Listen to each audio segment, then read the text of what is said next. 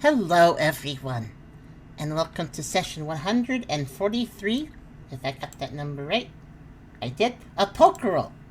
Um, we've been having a lot of serious sessions as there's been a lot of plot developments as we explored the observatory. I forgot the full name of it, but the observatory and its basement depths, and there's been a lot of serious stuff happening. And the last session was pretty dark. We even had a trigger warning for it. Will we have a trigger warning for this session, Car? That might be a good thing to ask right at the start. Um, yes, actually, let's, just for the sake of the fact that we are going to be recapping last session, minor trigger warning for everybody for various things, including talk of um, death, manipulation, potentially an amount of graphic violence, Mm, not terribly much, and also obligatory alcoholism warning. yes, okay. Yeah, my warning for the recap. It might be a bit of a dour session, I don't know. And I don't mean that in a bad way, I just mean that the characters have been going through a lot. And there's been a lot of development. So this might be a bit of a sadder session. We'll see. Maybe things will start picking up at the end of this one. We'll see what happens. But in any case, there's a little disclaimer for you, especially for the recap. But before we fully begin, though, I'd like to say that if you like the video, do think about giving a like. And if you haven't subscribed yet, think about doing that as well. And if you want to come over to Twitch and hang out and talk and socialize and add to our numbers here, that'd be really awesome. That really helps out and it really helps motivate us. So think about coming by if you can, because it's always nice to have new people around. And also, there's a Discord community you can check out, and there's another Pokerole Discord community you can check off of that too, because it's linked from the first one, and that's where we talk about this game a lot. And there's a coffee link if you want to help directly monetize things, a merch store if you want to buy some cool stuff, and of course, we have a Poke Pioneers Mirahi's wiki that you can check out for recaps, character bios, and everything else that's kind of neat that people like Inyo very happily add. Thank you very much, Inyo, and others too. But that's all I have to say. So I will hand it off to the rest of you. I hope you all are doing well today, and yeah, let's see how this session goes, huh?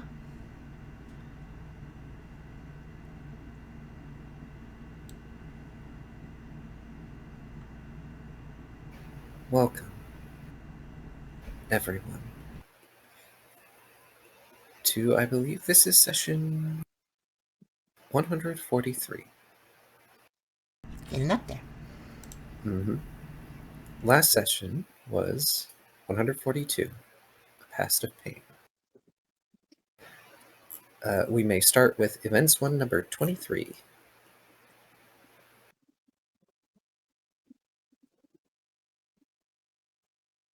Which is the appropriately sad music. It's also why I didn't want to start with it. That's fair. Ralph, Brooke, and Mawile hurriedly rush over to Tucker to examine the endangered Rida. Tucker becomes increasingly concerned, not being able to see Rida's condition while they are resting on his back, but Mawile encourages him to stay calm and still so she can try and treat them and remove the shard that had forced its way into the Curly's chest. As Ralph and Mawile try to do what they can, Brooke struggles to keep himself composed, eyes shifting between Rida and Tucker as he can only ask why they thought to do something so risky before he turns away. Eventually, Mawile asks Ralph to attempt to remove the glass shard while feeding Rida one of the reviver seeds he had in his bag, removing the shard with relatively little loss of blood. However, before the party could see Rida's condition improve, they hear a familiar ticking sound as time seems to freeze. They are forced to watch as the clockwork butler walks into the room and approaches the wreckage of the Lucario automaton. They express regret that the team caused such damage to it, and how they had intended to enlist the automaton into its services. They pull out some sort of gleaming metallic marble and implant it into the hole in the automaton's chest, which quickly seems to develop into purplish, flesh-like substance that spreads along the machine and covers any damaged parts with organic matter. Time slowly begins to resume, and Brooke tries to furiously rush at the clockwork butler, only to be slowed down to a near halt yet again. Mawile manages to finish bandaging up Rida and safely pulls their body off of Tucker, and he follows Ralph as they want to aid Brooke and attack the observer. They taunt the team yet again, and each of them are slowed down as well. Then, he prompts the damaged machine to rise, and it lets out a guttural, breath-like sound as it rises to its legs once more. They request it to handle the team, and the machine recites a strange incantation and releases an odd noise, which forces everyone to fall unconscious. As everyone falls into the darkness of unwilling slumber, they are each subjected to nightmares, dreams describing their final moments as humans. Ralph recalls as he rested on a beach, heavily intoxicated, to the point where he is unable to do anything but stare out at the sea. He recognizes a familiar voice, and sees as a bronze-skinned man in a lab coat expresses concern over his condition. They place a blanket around Ralph and promise to check on him in the morning. And yet, Ralph recognizes that morning will never come, as his heartbeat begins to slow and his vision begins to fade, with the last thing he recalls seeing being the visage of the clockwork butler. Tucker remembers another night of being bedridden and warned not to go outside. He sees a familiar figure, a friendly, regular visitor to the ranch, standing out of the window as he invites Tucker to join them outside for some fresh air. Tucker trusts them, taking his blanket with him as he follows them out into the open fields around the ranch.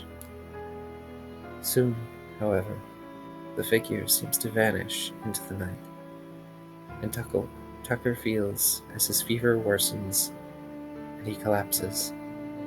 His final memories being hearing the voices of his panicked parents searching for him in the distance, and the sight of the clockwork butler and Mercury observer as his visions fade to nothing. Brooke recollects a night where they were hiding the scales, looking around for clues into the missing persons incidents they'd agreed to investigate. They soon find the researcher they promised to help, stabbed in the chest by the clockwork butler. They try to shout to get Scales to run, but before they can react and get away, they feel as the butler digs its sharp claws into their chest.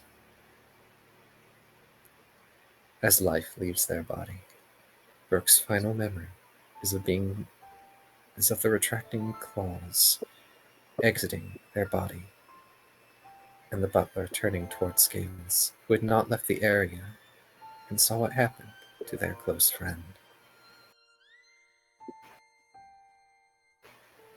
Rida awakens, seeing their body bandaged up before looking up and seeing only their comrades collapsed on the ground.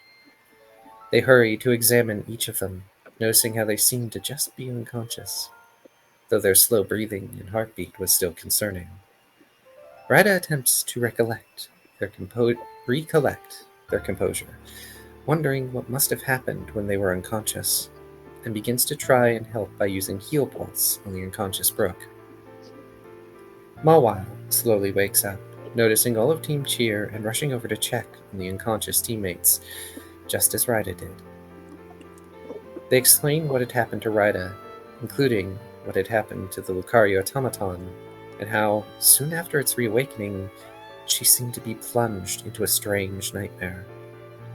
She begins to panic, wondering how long they all may have been unconscious, and if the entrance to the ruins would even be open anymore. The others slowly begin to awaken, expressing relief that Rida is also alive and, we'll say well, but still affected by the dreams they had just experienced. Brooke is the most affected of all, left staring down at the ground as his mind recalls the experience while Tucker and Ralph continue to explain what happened to Ryda. Ralph shows Ryda the shard that had been impaled in their chest, and as they realize what the shard must have originated from, they are shocked and begin to cry as they start to collect up what shards they could find to remake the orb. Mawile tells the group that she is going to check if the entrance is open, and Ralph agrees to join her for her own safety as the two exit the room. Tucker begins to help Ryda with collecting the remnants of the orb, while Brooke still struggles to accept the memory, trying to convince himself that those could not have been his final moments.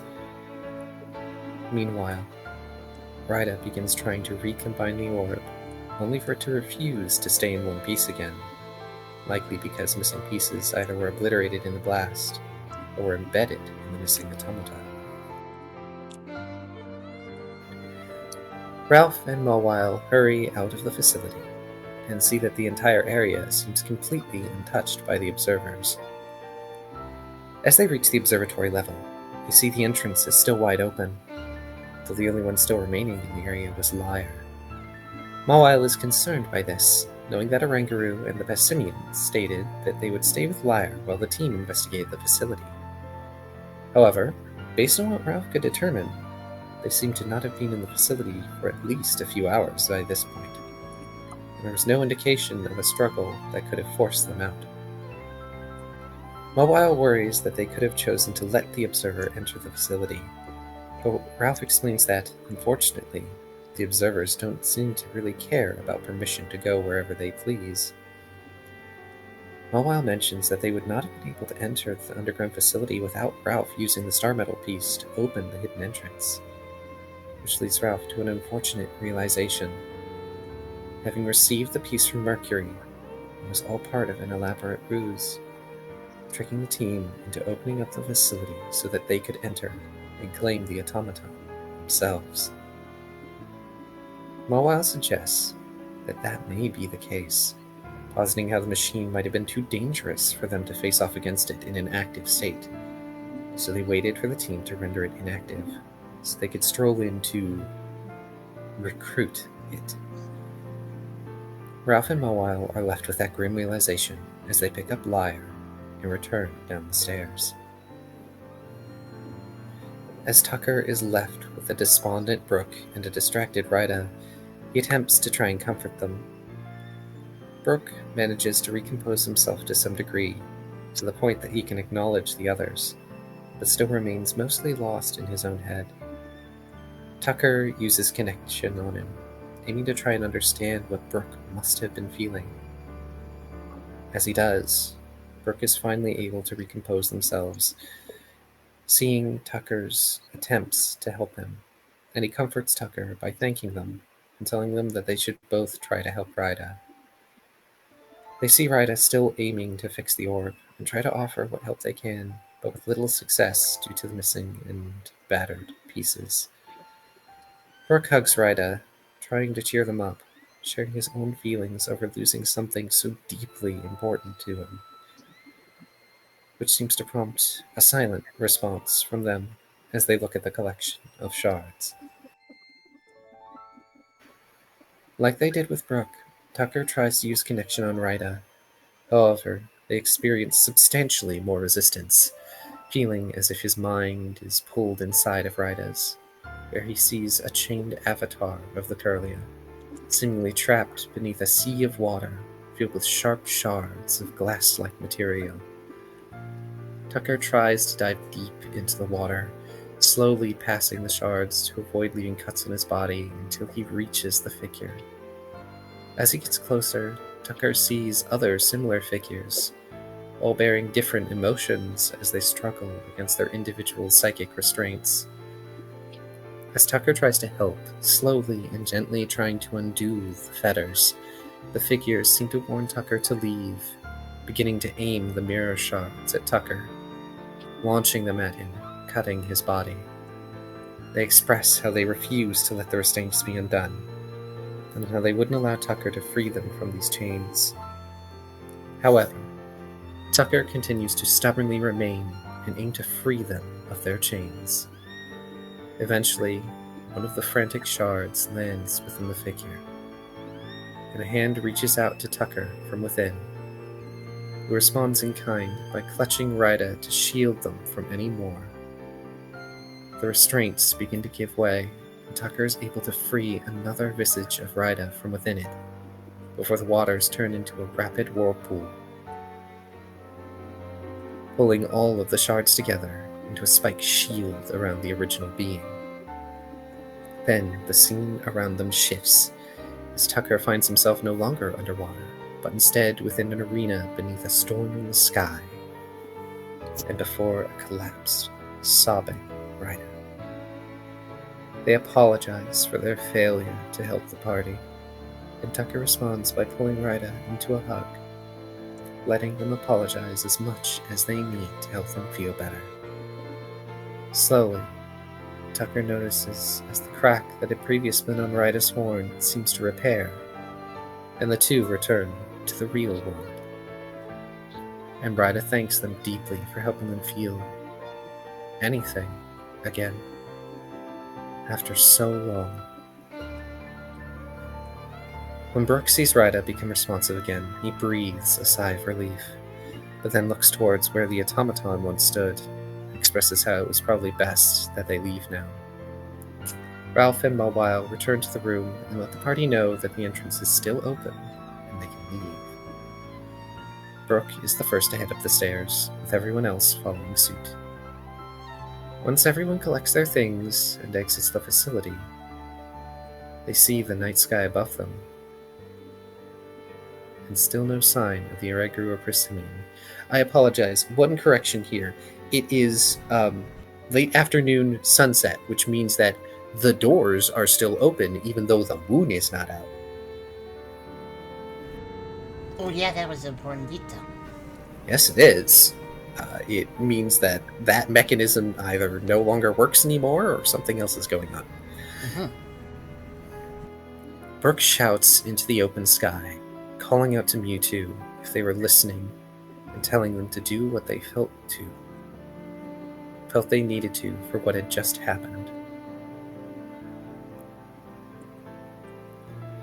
Ralph expresses some level of agreement, lamenting how he unintentionally helped lead the party into a trap that only ended up helping their enemies far more than it helped them.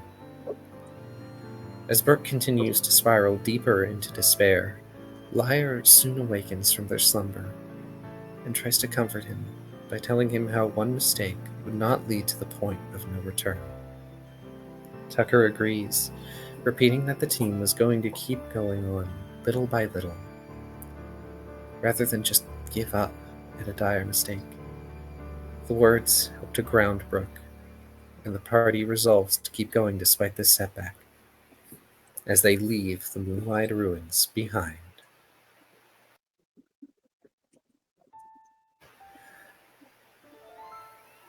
A cerulean figure sits amidst a field of ferns.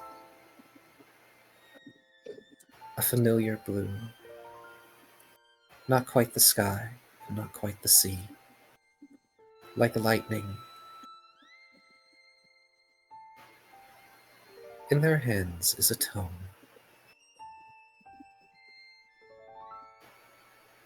They smile to you. Their eyes are pale like ice. They beckon you closer. The book opens, pages fluttering in a breeze you cannot feel.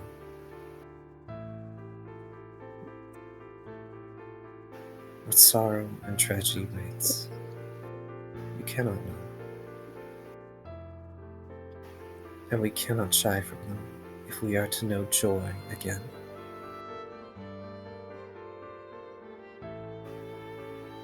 So if you will listen with me, O watchers, if you will fight at their side, then let us resume a journey unfinished.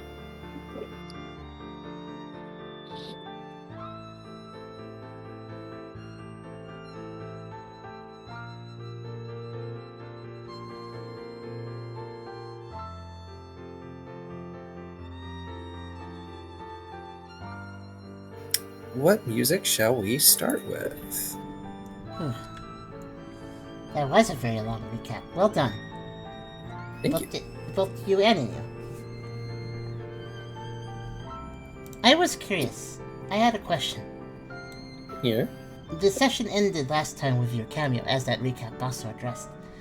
I assume that was not happening in front of our characters. Correct. Okay. Just making sure. I'm just gonna have us go to Dungeons 1 number 28, because that's where you guys were the closest to. Okay, Dungeons 28? Yes. Okay.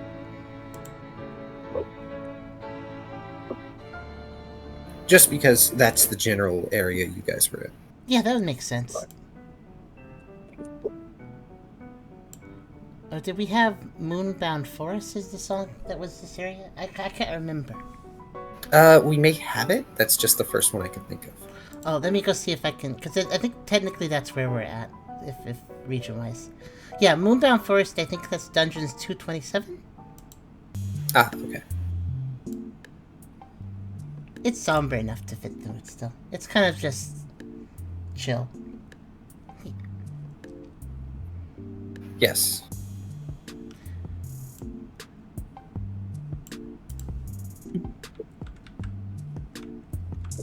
I am a little curious, though, about your self-insert, I guess, for lack of a better word. I don't think you've done that before during a session, so it's kind of curious, and I wonder if you're setting up for something. Wasn't he in the announcer booth? Oh, that's true. Yes. That cameo existed too, actually. That's correct. I've also cameoed in glimpses. Oh. Only a few.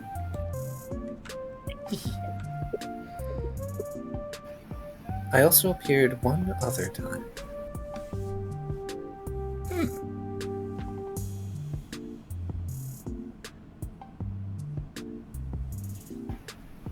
But unfortunately, doing what I did then is against the rules. Oh. Huh. Huh. I recall a time where it was off canon, like we were done, and I was like, oh, since the session's over and this isn't canon, can I have some spaghetti? You made the spaghetti appear. That was funny. I remember. Like, hey, since this isn't real and like it doesn't count, can I have some spaghetti?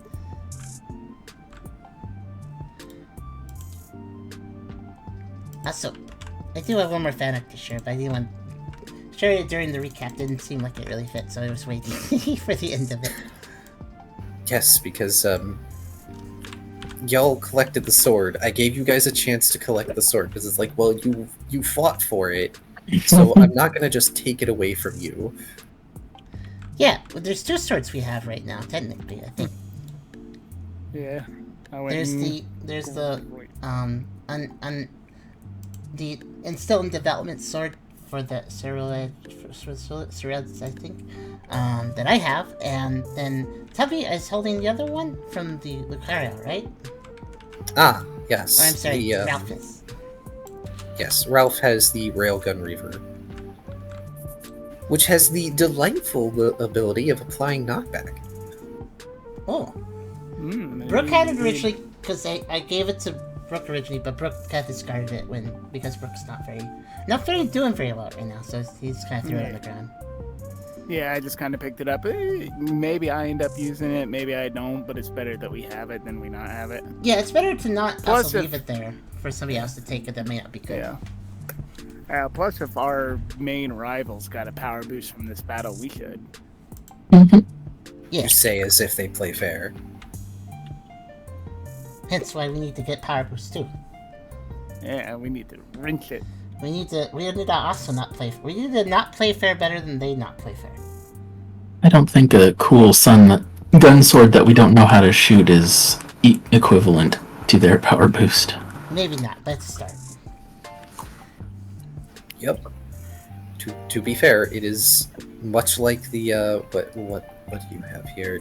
Is it even in your inventory? Let's- Yes. Blade arm C. Yeah. That's what The it's blade arm that you do not even know how to activate, or even if you can. So that'll be interesting. It is sharp though, right? It's like ready to use pretty much.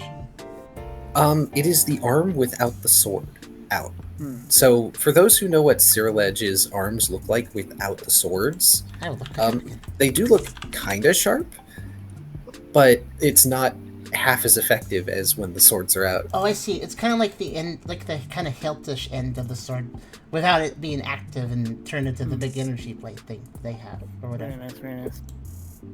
So basically, if It's it can the be one that they- activated, it's a sword. If it can't be activated, it's kind of just a hilt.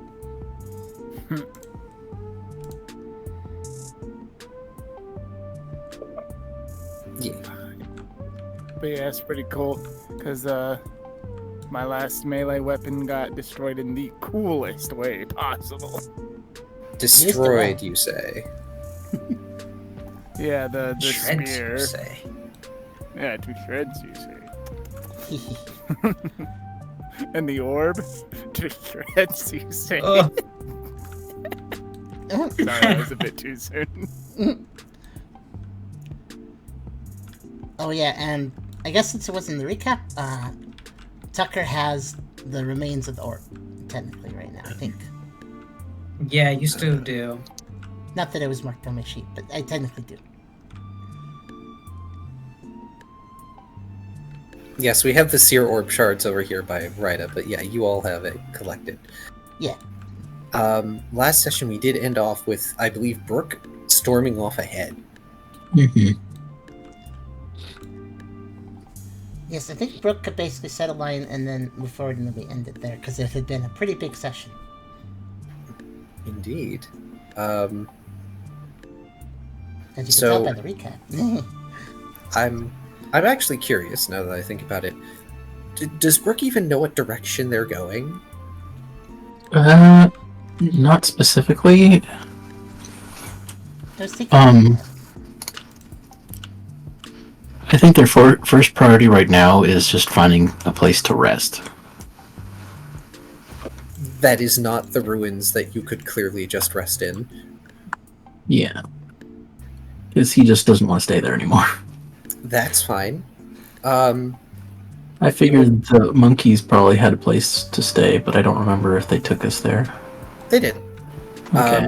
Which is Ballwile's first suggestion, Yeah. and also being like, well, maybe they're actually there for some reason. Because she's still hoping to not confirm her fears. But as you all... Yes? Tucker would probably, if Marwell brought that up, Tucker would probably go, we should probably check on them, see what's going on with that, and that would be a good place to rest, so... Well, you all head off in that direction. It's not like Brooke wouldn't know the way back, technically speaking, but a lot has happened, so brain scramble, you know? But yeah, Mawile will attempt to at least point out the way, even if Brooke is going to move on ahead as much as possible. And you get to where their tree huts are. And there is nobody there. And should any of you look into these buildings, it doesn't look like there's much left inside. Like anything that could be carried is gone.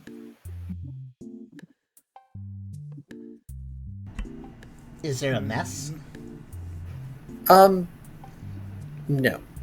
There isn't a mess, except for like maybe one upturned bowl of berry mush in one hut, but that's it. You know, like they were a klutz and dropped it. Okay.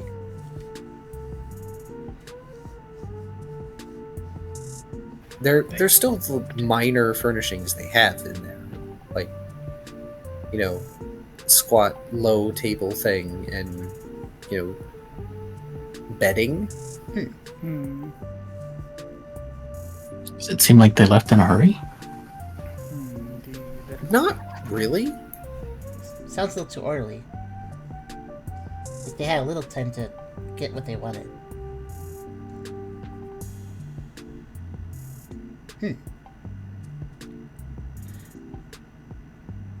Alright. Tucker will use Snoot. See if they can pick up any sense of maybe where whoever was here went afterwards. What direction they went.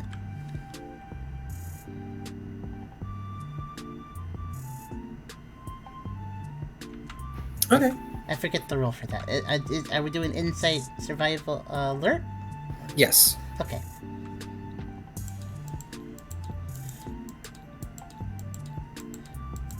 Hopefully this also maybe gives me an idea of how recently they moved. Okay. Well, they've clearly lived and moved around this area for years. So their scents are pretty well established in this area, but it doesn't smell like they've been here for a while. Hours, at least.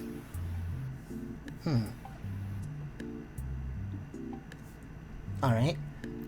Tucker's gonna relay that to the rest of the group, saying that their scent is not as strong as it should be if they've been here recently, so they've been gone for at least a little while. We'll think about it a moment. And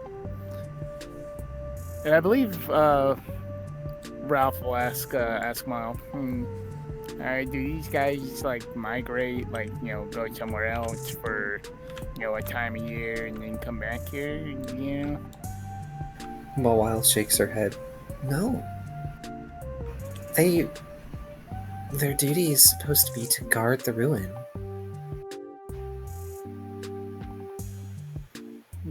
This is looking more and more like our worst fears are being realized.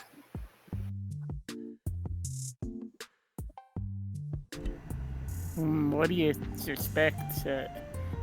It's like they couldn't have been scared too bad because, they got a bunch of stuff, but they were scared pretty bad because they did leave the heavy stuff.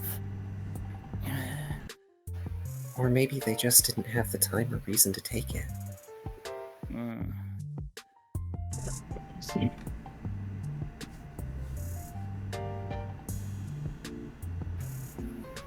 She folds her arms as she ponders. It is an Orangaroo and a troop of Pessimian. They could just set up something else like this if there was suitable forest nearby. And even if there weren't, they have other ways to manipulate the environment around them.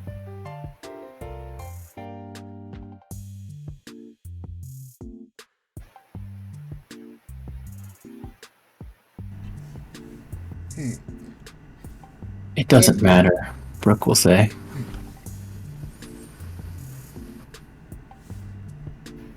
Brooke's right. They're not here now, and I doubt they're coming back. We might as well try and make ourselves comfortable. Yeah, fair enough. They did leave their beds after all. Yeah, we should take care of ourselves first. Wawa is going to look up at a tree, then over at Ralph. Maybe we should make a lean-to or something. Or, set up a tent. I'll look up at the tree and look back down at myself. Yeah, you're probably right. These are one Orangaroo family apartments, and I'm at least two. Aw, I'll Ralph. help her set one up. Don't say that about yourself. You're not an apartment. Yeah, I meant that I'm two families. I'm heavier than a Orangaroo, is what I'm getting at. I'm also Anyway, let's trying go to with cheer it. us up because of recent events. So just take it, you goof. Yes. Anyway, yeah, let's build a next one too. or pitch a tent. I forget if we brought a tent with us.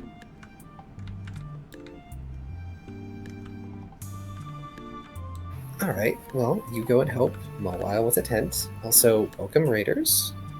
Nice to see you all. Hello, Karserus and friends. Hi, guys. Hope you're doing well. Is anybody else doing anything specific Well, for evening? I did think of something. Ryda's been on Tucker's back because Ryda's condition is still pretty bad. Are Ryda's wounds completely okay? How they're bandaged currently, but they're pretty bad. So, would it make sense to redress and apply a root salve? Not this early. It has not been a day, as Okay. far as you're aware. Alright, so just resting probably is best for Ryder right now. Okay. In that case, Tucker will find a suitable hut that is big enough for Ryder and him, and basically lie down in such a way where Ryder can also rest on some hopefully nice bedding somewhere. Given how small Ryda is compared to Tucker, that shouldn't be hard.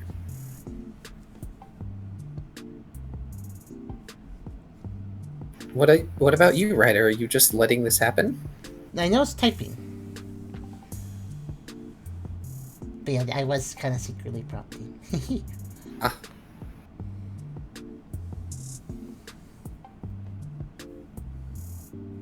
Hi, Sabachi.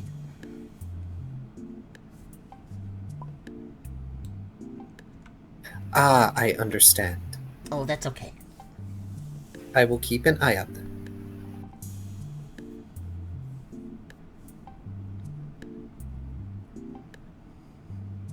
This is a weird reversal. Usually it's Kyrio who has to type. Don't worry, Kyra. I'll take your role, says Hydra.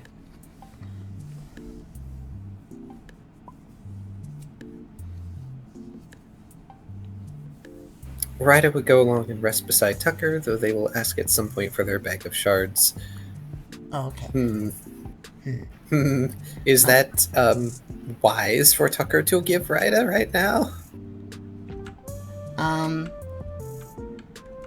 They give Ryda a look over, and since they did help Ryda out a little bit, and Ryda's a little more together than before, yeah, Tucker would be willing to give that. Though, I think, yeah, okay. Tucker's gonna take the cloth scrap and put the shards in that, because the shards were technically just kind of dumped in the bag with everything else, so they kind of need to be stored a little bit. But there's a scrap of cloth that I have, so I'll just use that to help them. That could be bundled into a bag too. So, there you go, Ryda, you can have the scrap. So that way you can bake it. Otherwise it's just a mess. Whoa! What? What was that? I used flick instead of grab. My bad. I see. Well, What was that? here's your Giga Impact back. Oh, well, you Giga Impact to give it impact. Don't do that. Oh, Tubby's in VR. Yes. Which explains everything. Yeah. I couldn't find my mic. So Okay. Yeah.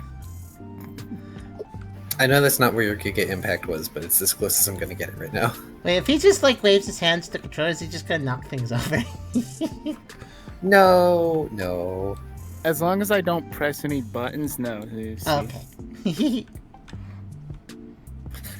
Ryda thanks Tucker and clutches the bag to their chest. So they go outside, relax a bit. Okay, that's good. So it was a positive thing. I wasn't sure if it was going to be a positive thing. Tucker will also note, I think we collected everything that was still down there. Sorry it's not everything.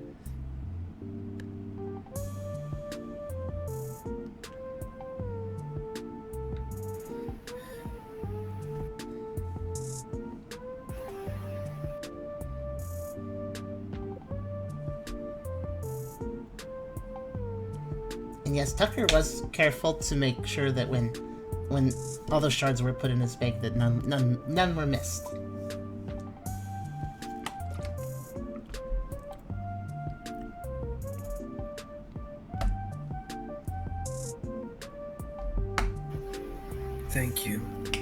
you could gather, says Ryda. Tucker does a little reassuring nod, and then does kind of lie down, because he hasn't been exactly in the best shape either. Let's see. 1, 2. I got 2 of you down to 1 HP. And I know for a fact that Brooke was that low too. I heard that glee. When you said that. Like I was down to like 2 or 3, I think. Actually, when Tucker does lie down himself on a bit of comfiness, he just kind of really heavily plops, because he's been doing a lot and trying to help others. So he actually probably passes out pretty fast.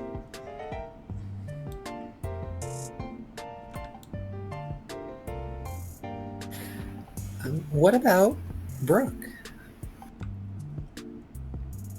I think once we got here, Brooke just immediately went to one of the beds and flopped in it. Okay. No particular hut, just whatever one is closest? Yeah. Oh, hey, I think Ralph also... Here, have your lucky chant back. He flipped that too. Oh, goodness. He's not especially active at the moment. Makes sense.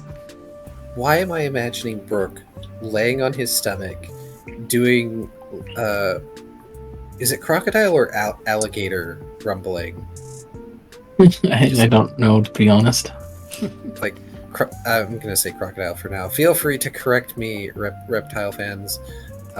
Just like crocodile rumbling in discontent.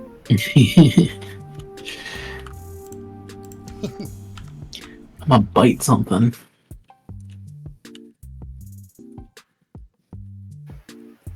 Yeah, you want to bite. You're pretty good, pretty close to getting your death grip done. Let's see, that's 1, 2, 3, 4, 5, 6, 7, 8, 9. Oh yeah, it's almost done. I'm gonna have to make a card for that. Oh.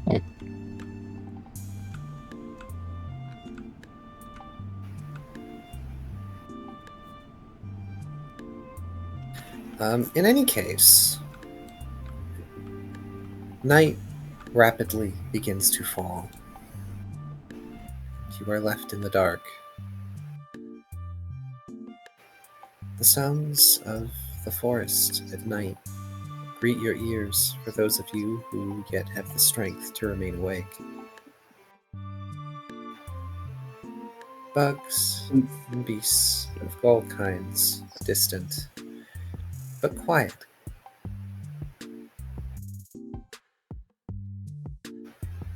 If not for what had just happened, this would be a perfectly pleasant night of sleep. I need each of you to please roll me a doom die.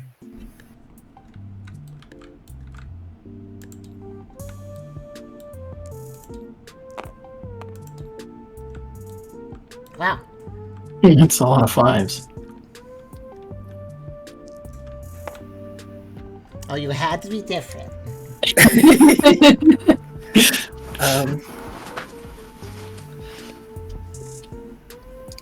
Well, all of you are fortunate enough to not be plagued by nightmares of the experiences that you have just had to relive. Though to say that dreams come to you would be a stretch.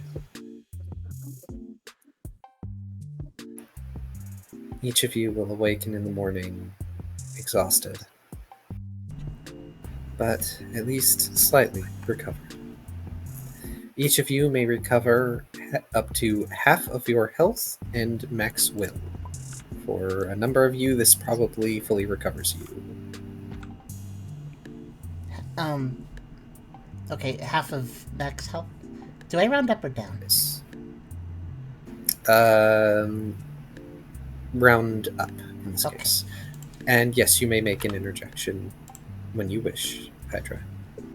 And what did you say for will? Up to half of your max. So Okay, for will, that probably maxes most of you. That fixes me for will. I'm down 1 will, that's about it. Yep. Ralph is also going to be down 1 will, which I can. Yes, fix. I'll be down 1 will. I don't know how to do it in BR. If you could. Oh, I sure. can. So you're 3-4? I'll do it. Oh, Yeah, okay. 3-4, and I think that caps my HP back to 11. Yes. And Ryda This is- is... I'm all set. Also, they've quieted down so I can chat. But if Yay. they start yapping again, I'm gonna mute. Okay. As they start yapping, I'm gonna ask why they turned into dogs. But yeah, so how light of a sleeper is Tucker in this moment? Well, during the night? Okay, the way I describe things is, I guess the Doom Dice said that Tucker avoided nightmares, but it's not that Tucker is really handling all the bad memories and stuff better than everyone else, but more that Tucker wants to be a rock and is growing stronger and has had traumas in the past and stuff that has been nightmares for him.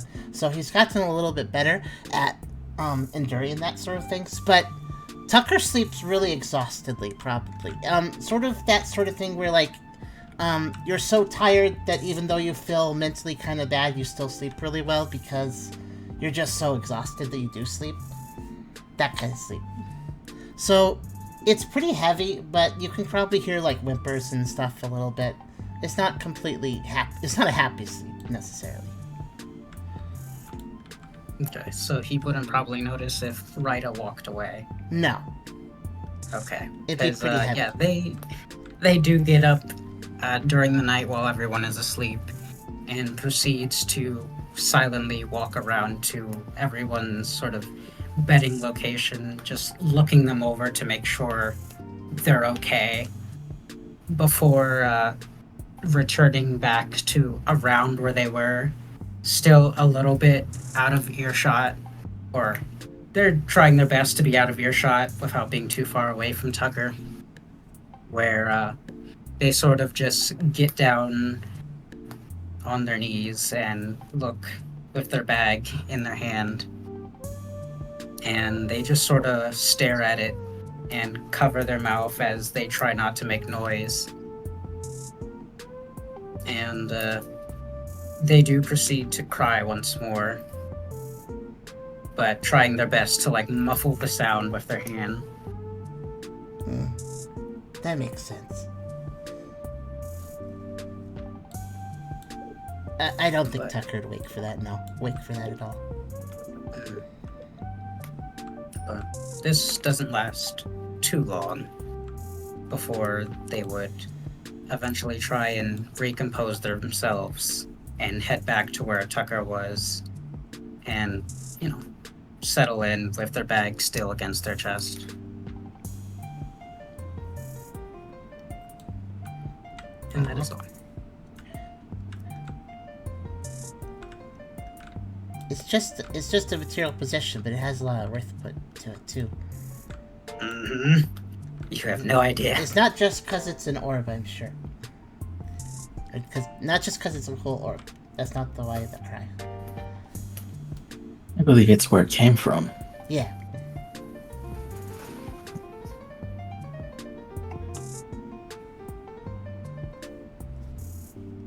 How does everybody else sleep? Bad. Yeah, probably like a rock, except I wake up feeling like I slept on a rock. Bawile made sure to clear rocks out of the way because, she's closer to Oh, the yeah. ground. It's easier for her. It doesn't mean you sleep any better. Yeah.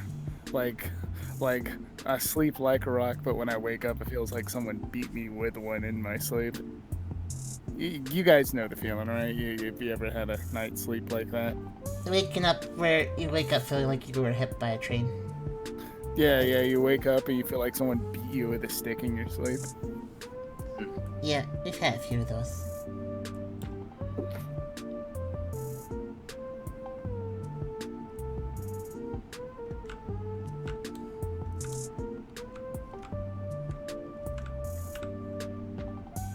Well, I am glad that Brooke rolled a 6. Because I'm gonna be honest, if you got like a 4 or less, you were still gonna have nightmares. Oh, yeah.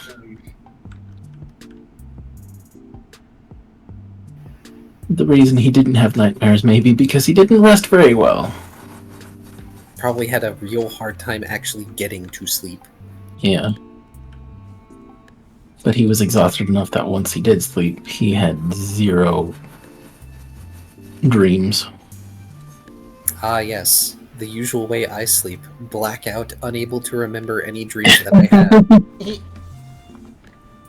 Does Ryder eventually sleep too? Actually, that's a good question. Yeah, Ryda does eventually come back to where they were settled with Tucker, because they do still want to be close to Tucker after what happened. They just needed a moment away so they didn't accidentally wake Tucker. Oh, that's sweet, though. Tucker is comfy, so... Good pick. Well, eventually, dawn does arrive.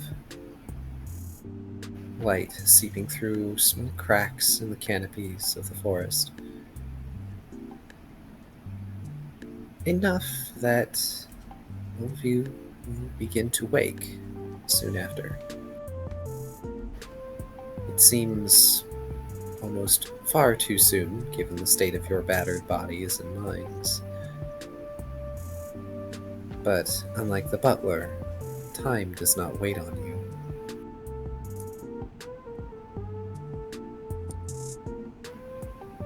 That's a double entendre. Oh, does Mawa still have all the stuff that she wanted to research and rig out? Yeah, she has all the stuff that she wanted, and currently she's under the impression she may just be able to come back here whenever she wants if she needs to collect things. Kind of looked like it. Well, is the door still open? In fact, Ralph, Mawile is not there when you wake up.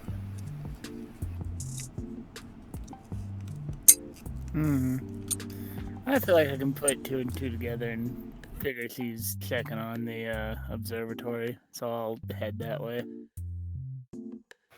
Okay.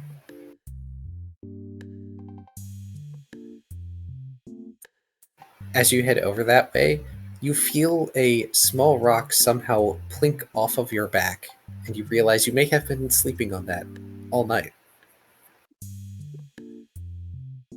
Uh-oh, Princess in the P. Darn. Yeah, well.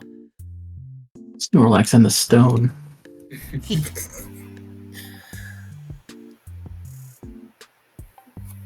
When you go to the observatory, Ralph, it's not terribly far.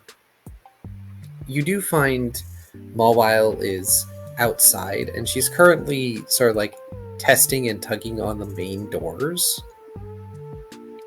And she's finding that she cannot close them, which is not terribly surprising given the mechanisms behind them.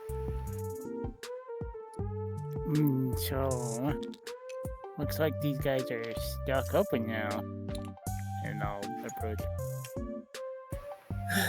Yeah. I was trying to close them to preserve the inside of the ruin. Yeah, that does invite problems. If they're open, then feral Pokemon can come in and mess things up. Yeah, moisture can come in and mess things up. This could be bad for what's here. Somehow I managed to shut the dome. Gosh, that took a little bit. So that should help. And there is a door in here, but it's not the same as these. You'll have to make do. It's not like I can carry all the books and things in there. Who knows how old they are and if they'll even survive outside. Yeah. A trip can be hard on something delicate. You reckon we could, rig up at least, some kind of front door? It wouldn't be as good as this, obviously, but... Well, she puts a hand to her chin. I mean, if If those simians aren't going to be coming back, we could probably take some of the wood from their house walls. Rig up a barricade? Yeah, at least a little something, to keep the bug types out.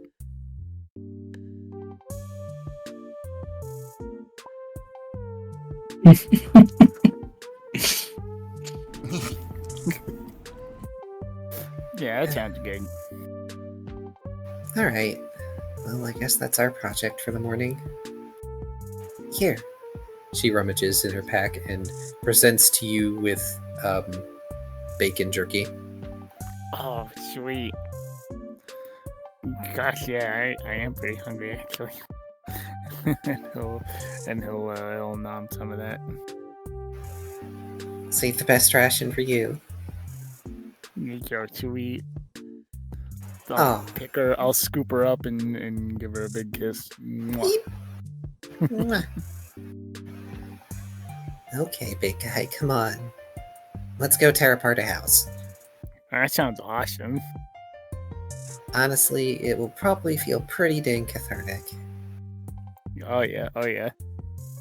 I wonder if I can do it in one attack. And I'm gonna try to, actually. I'm gonna, body slam a house. See if I can shatter it in one go. I mean, sure, you can do that when you get back. Mawile is going to express an amount of concern that you're just gonna make splinters out of the house, but she's not really gonna stop you. Well, I mean, it'll shatter into usable pieces, I'm sure. I'm not giga impacting the house, turning it into a shotgun round. Just. I mean, also fair, but your body slam KO. is enough to Kool-Aid Man through a wooden wall. I hope you let the rest of us wake up before you randomly body slam buildings. Well, yeah, I probably will. While Ralph is off Probably. finding Mawile, the rest of you are going to wake up. So, starting with Brooke, how are you waking up? Let's roll something for that.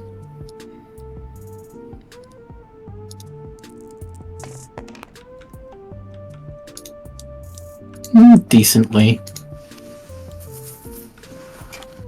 I think Brooke just kind of sighs to himself and picks himself back up. Ow. Not exactly good, not exactly bad. I was gonna say, ow, your bones still hurt. It takes a couple tries.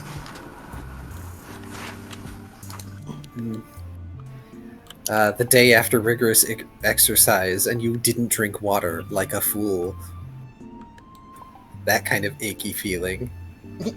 Or how it feels to turn 30, yes. I did that almost 6 years ago now.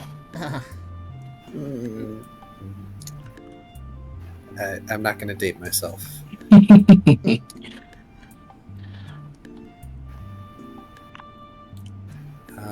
What about Tucker and Ryda?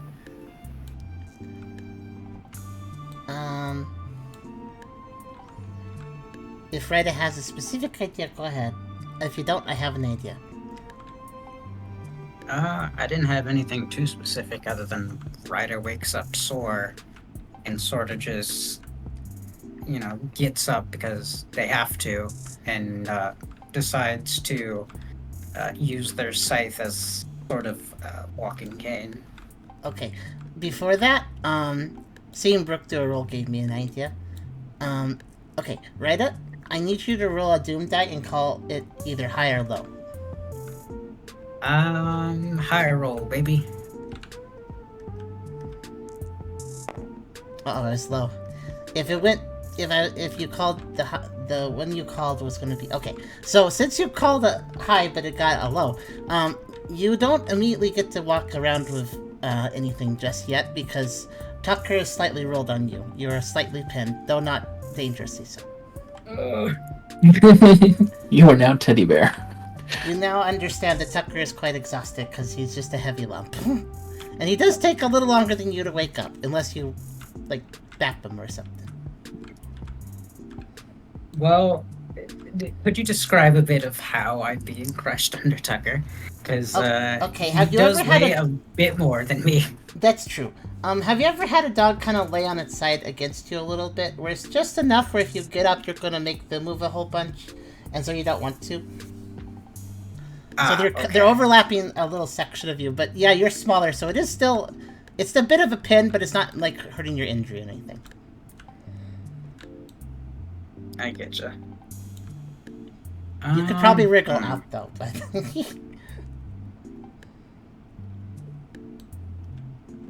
Well, Ryda definitely wouldn't enjoy being pinned under Tucker.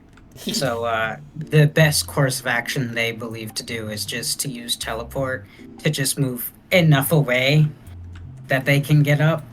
That's smart. A little sight blink.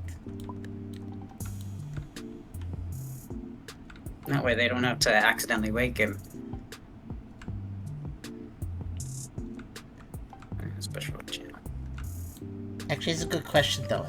You could check how well you're doing it as if the teleport goes well. I wonder if you feel okay or not. If you don't feel okay, I feel like teleport might hurt. Well, none of us feel okay, but you know what I mean. Yeah. I mean, Ryda has big dice to teleport, so... That's true. Mm-hmm. I say... Yep. Hey, guess what you don't have at the moment? Yeah, I know.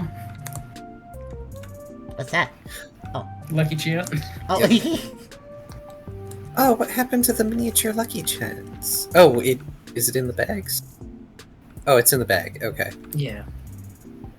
Okay, I'll just leave that there instead of putting it back in because why not? Yeah, sorry, I was doing it up. But you are able to teleport yourself out from under the weighted blanket that is Tucker. Tucker flumps a little bit more to his side. Without that wedge. Yeah. After that, Ryda would reposition himself, sitting upright beside Tucker, just waiting for him to get up because they don't want to leave him by himself. Well, it doesn't take long. That little extra bit of a flump fall does kind of seem to rouse Tucker a little bit, so it isn't long until he's yawning and kind of lifting his head. And as soon as he's awake enough, he actually does sniff you over, looking concerned about you. How's your wound? It is still rather painful.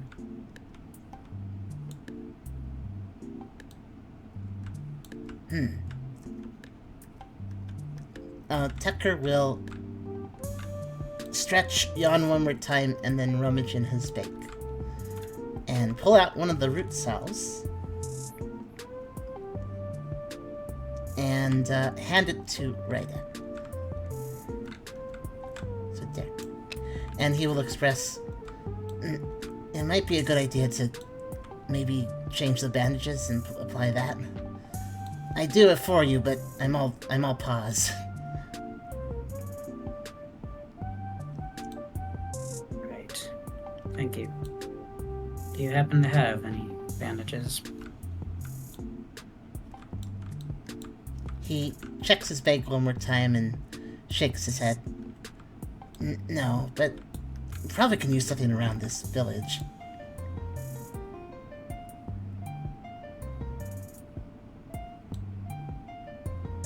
Very well. Shall we be off then? Tucker nods to that and slowly, if a little creakily, gets to all fours. Do you want another ride? He asks. I think I would like to walk. Honestly, Tucker looks a little relieved. But also says, let me know if you need a hand. Well, a paw, anyways. Very well. And they'll press themselves up using their scythe and just sort of walk along with it as a walking cane. Tucker notes that and says, maybe we could ask Brooke to help you apply that salve and find something to cover you.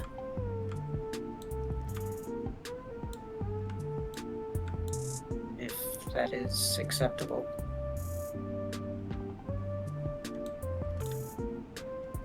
Tucker will lead Ryda over to whoever Brooke is. Brooke woke up before, right? Yeah. Yeah. I think Brooke is probably watching Ralph take apart a house right now. I guess Tucker will say one more thing to Ryda as they leave the little hut they're in. And he'll say, I think it's acceptable. I think Brooke could maybe use a positive activity. And helping you is one. That's all. So I take it Tucker and Ryder are going to go over to where Brooke was resting. Yeah. As Brooke is slowly rising from the grave. Mm-hmm. Vampire rice.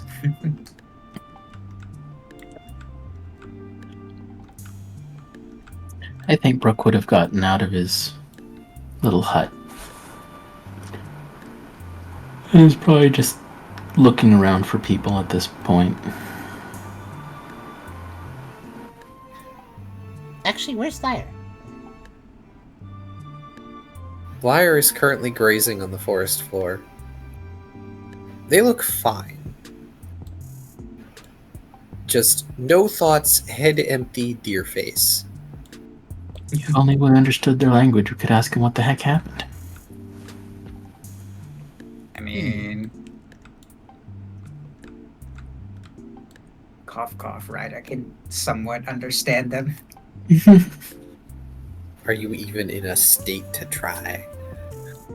No, probably not. Questions for later.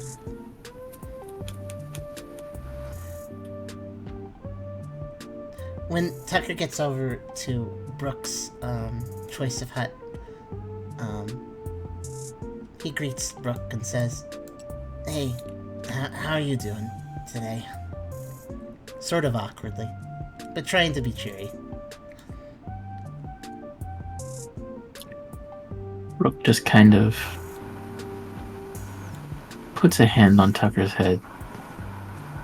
Says, "Thanks for the concern. I'm doing all right." He said, like a liar. Tucker's face doesn't buy it, but he nods. Do you think you could help right out with those changing the bandages and applying some root salve? Brooke looks over at Ryda and just nods. Yeah, I think I could do that.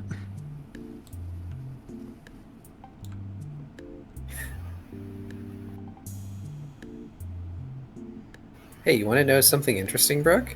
What's that? Your coat hasn't dried out yet. That is weird.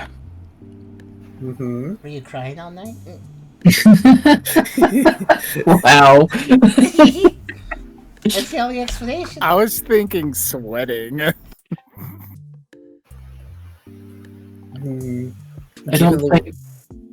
don't think Brooke would notice at the moment. Can Brooke even sweat? I don't think so. Being a reptile, I don't think so. Yeah, croca. So, yeah. I think it's option 3. What, drooling in their sleep? No, Or he some wet himself. Supernatural phenomenons going on here with that coat. I Oh, mean, well. maybe. Who knows? It is a supernatural code, so... Exactly. Here I was trying to add some levity, but it's okay. Oh, I was too. That's why there was the Doom dice for flopping. I came up For with that. For that reason. Anyway, go ahead and give me a, let's see, a Dex contest perform. Okay. Just to see if you're able to peel off those bandages and replace them. readily enough.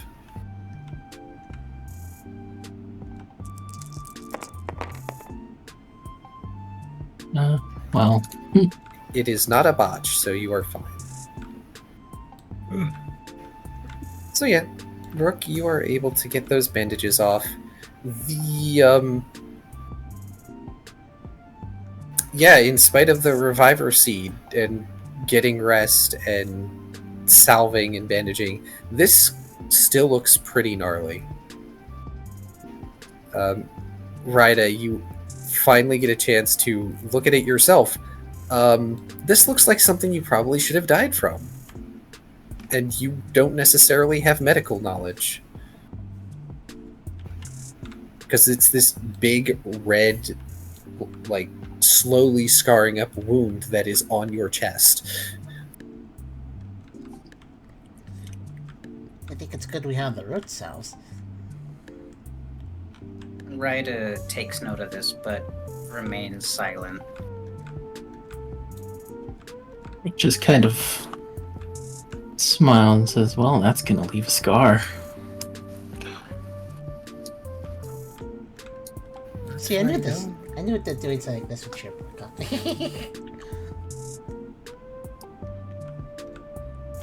Are we using Tucker's root salve? Yeah. Yeah, I think it's the one he handed me. It also made more sense because Brooke only had one, but Tucker has two, so. Do? It is right here. Yep. Oh, it's over there. Yeah, I gave it over to Rita, so. Oh, right, I need to be promoted. Oh yeah, here you go. As is tradition, forgetting I need the promotion. Alright, there we go. Rita, go ahead and heal 2 HP for being salved. Yay, back to full. How hard is it to find some decently clean bedding or something to rip up for a bandage? It's not too hard. It looks like they just left any and all bedding here, which really isn't terribly much. They took what they could carry, but clearly nothing that they weren't going to need. Mm-hmm. So, like, just a brief cursory look around when you guys realize, oh wait, we need more cloth for bandages since Mawile isn't currently available for whatever reason. Not knowing that she and Ralph are about to create a terrible amount of noise in a few seconds. But you do find, like, a simple cloth blanket that was probably something that they bartered for at one point or another. That you are able to tear into strips. Good. It's gonna make Ryder look like they have a binder on. Gosh, I just kind of realized me and Mawile are kind of the definition of a high ant, low wisdom, aren't we? I mean, Mawile has more by virtue of being a higher level than me, but yeah, we're both high ant, low wisdom, aren't we? Kinda. I mean, she prepared. It doesn't mean she's not gonna, commit bad ideas. To quote a video I relatively recently watched, no, I'm not crazy. I just have 1,000 voices in my head, collectively known as chat, and they give me good ideas and a lot of bad ones. You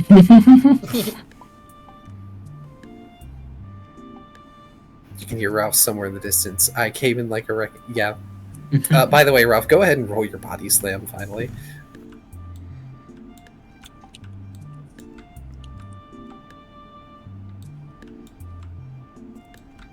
I guess I'll also comment that when the wound is unbandaged, Tucker also gets a real good look at it, and yeah, that's pretty gnarly. It makes him flinch a little.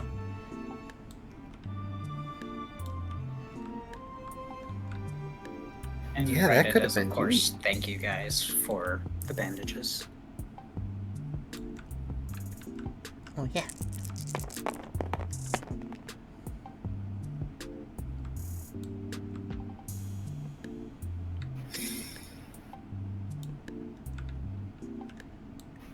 Okay, Ralph, feel free to roll your damage, just to see how exploded this house is going to be.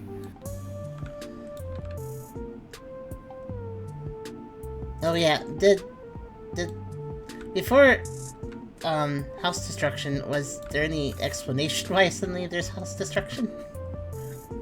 They're trying to barricade the way back into the observatory. Oh yeah, I just don't know if they communicated that to the rest of us. I They don't did think not. they did. No. So as luck would have it, for Ralph and for all of your sanity, there is a relatively loud, like, crunching, crashing noise as Ralph does his best Kool-Aid Man impression by busting out a large portion of wall and floor from the Orangaroos hut.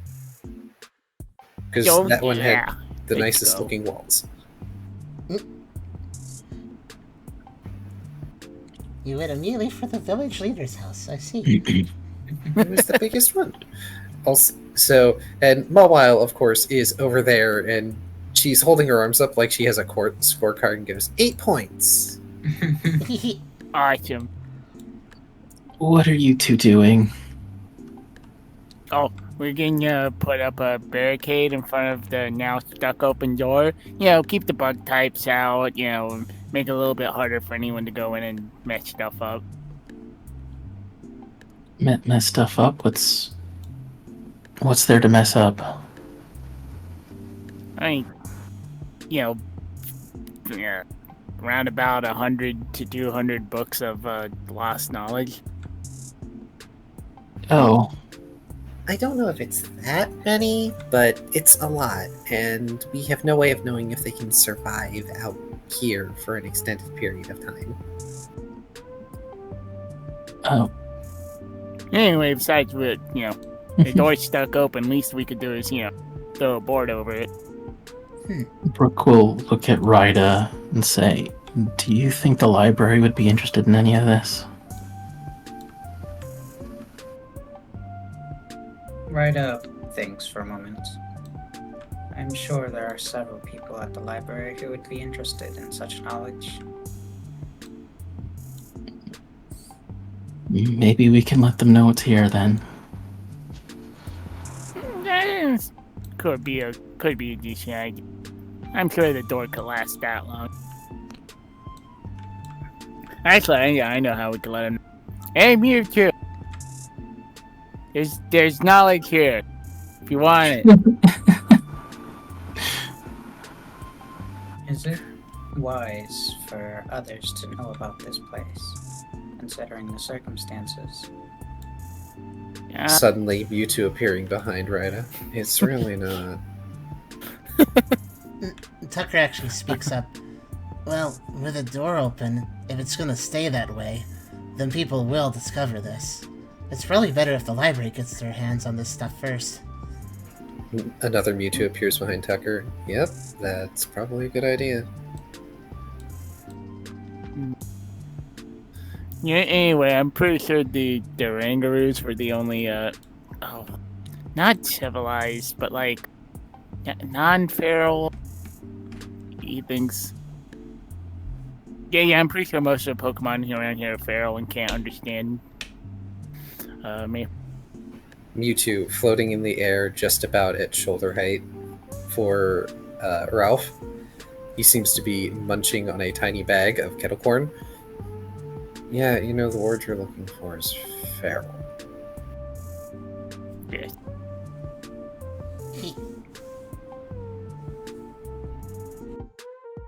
You know, you gotta teach me that trick of just sort of appearing behind people who are talking about me. That seems like a good trick. All three of the Mewtwo's speak in unison. Oh, no, we're not actually here. Poof.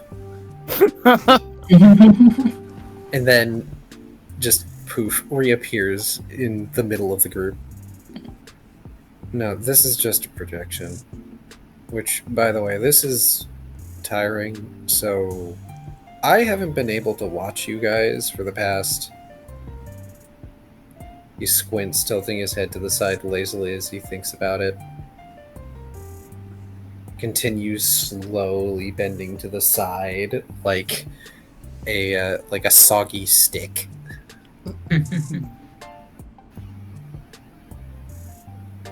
I'm gonna say like 3 days. Yeah.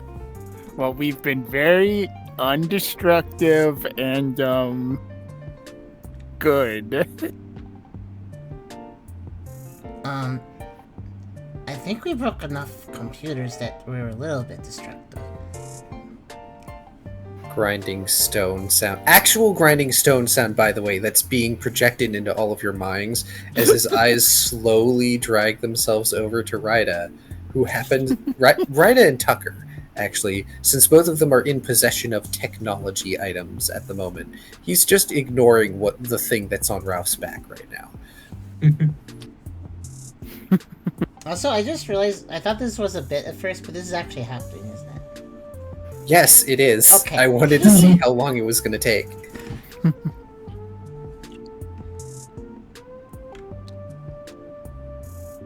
There was a Lucario robot down there. Oh. Raises eyebrows, looking surprised. Huh. They took it. He sort of starts to float. He doesn't have to, he's a projection, but he starts to float anyway. And circles around Brooke, observing you somewhat in curiosity. By the way, today their shirt has a sad sand shrew face on it. Also, thank you. Says have a day. That model. Yeah, it does say having a day. I want a t-shirt that says have a day with a neutral face.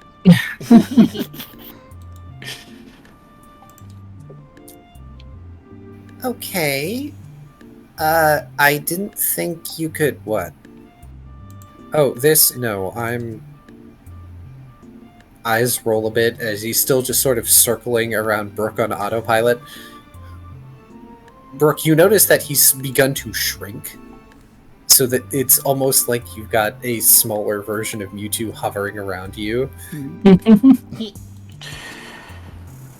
Okay, so it's not... explaining this would take too long. I'm asleep. As he just sort of lazily gestures with one hand in a sort of like horizontal so-so motion. That's a good way to put it. I am asleep right now. And when I'm asleep, it doesn't take as much to maintain the tower, yada yada yada. I can do this.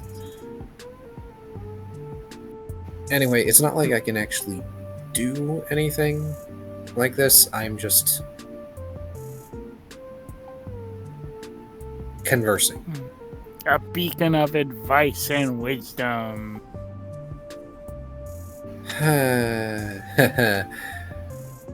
Yeah, sure, you can call me that, I guess.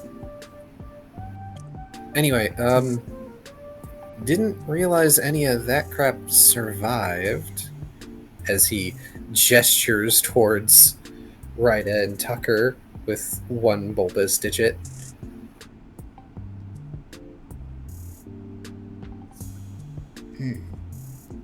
I got one too, and I pull out the sword. Yeah, that,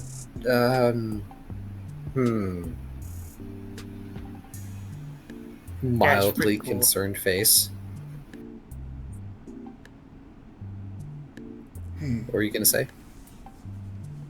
I said, yeah, it's pretty cool. Yeah, you know what? That's a good way to call it. Shrugs. Look, I'm not gonna sugarcoat it. Whatever's in there, I can send somebody to get it, but are you sure you want me to? Brooke just kind of shrugs.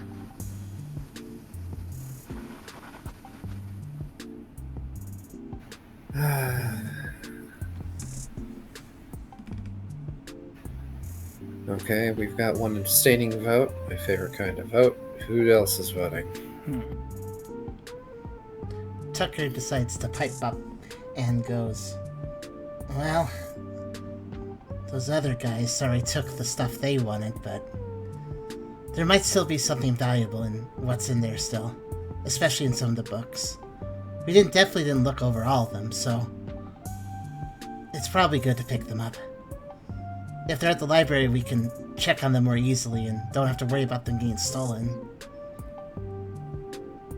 Or decayed, or damaged, or whatever. Well, considering it's all from the age of humanity, he folds his arms and does a stretch, and you can swear you hear his spine popping, even though that shouldn't happen. It's so loud we can actually hear it from the sea continent. It's like bubble wrap. And Tucker follows up that statement by saying, yeah, and it seems like the age of humanity has a lot to do with what's going on now. Something happened back then.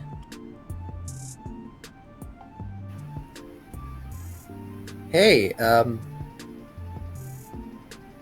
everybody go ahead and make me an insight survival alert check. Oh, okay.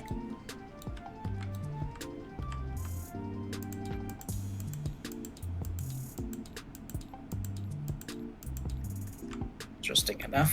Ryda does not agree with you, Tucker. Interesting. God. Wow, go Ryda. Go Wow. Tucker. Hey, yeah, look at me. I guess for Brooke, Mewtwo must have like their back to you or something. Hmm. Yeah, they have their back to you and Ralph, so you guys aren't seeing their face. But I guess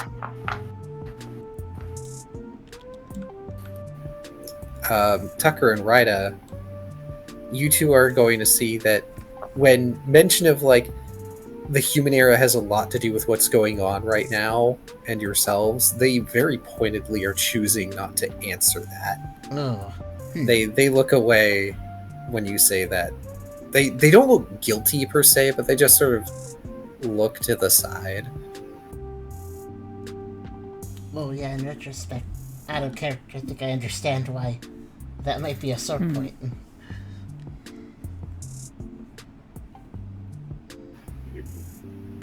I must apologize, but personally I disagree with you, Tucker. I feel as though the information that we've seen, the technology that lies within that place, should be destroyed before they manage to weaponize more of it against us. So, there is a minor problem with that logic, little Ryda. This time the projection is just sort of lounging on their back in the air, like they do back in the tower. This time it has a coffee mug with it. The coffee mug says worst therapist on it.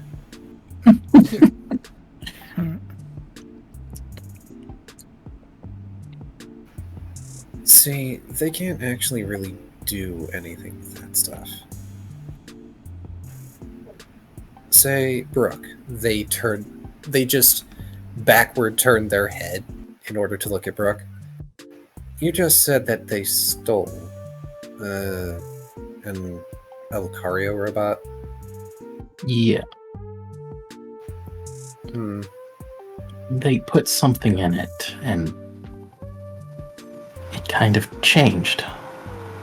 Oh, okay. That explains an awful lot.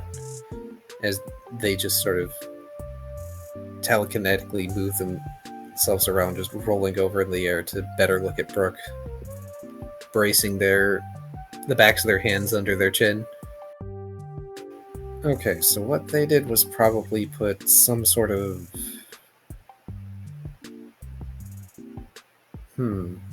what would you call them?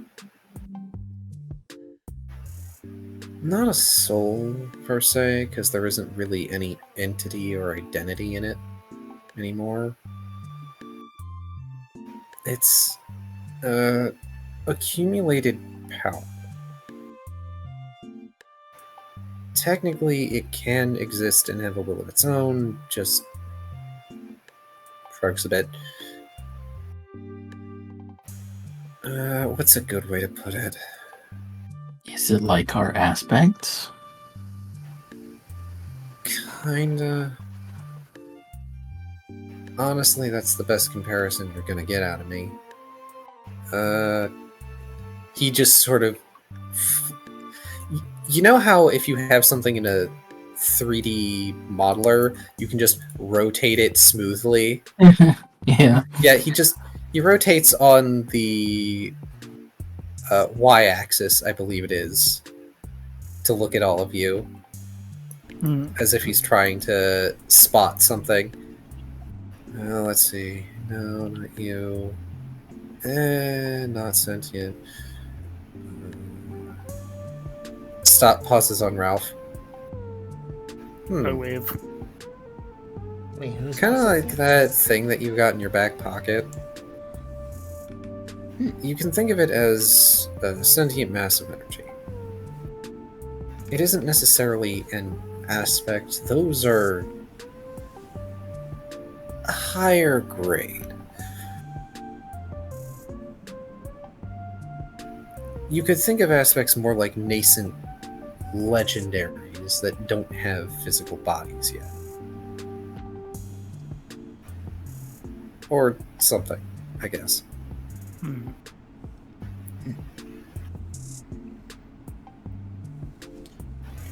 Anyway, they probably don't have much of that lying around.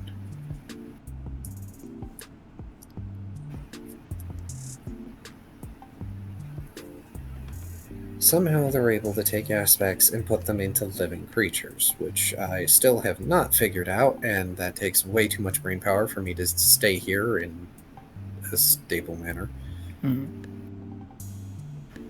And I'm going to go ahead and guess that you guys trashed a couple of whatever is left in there.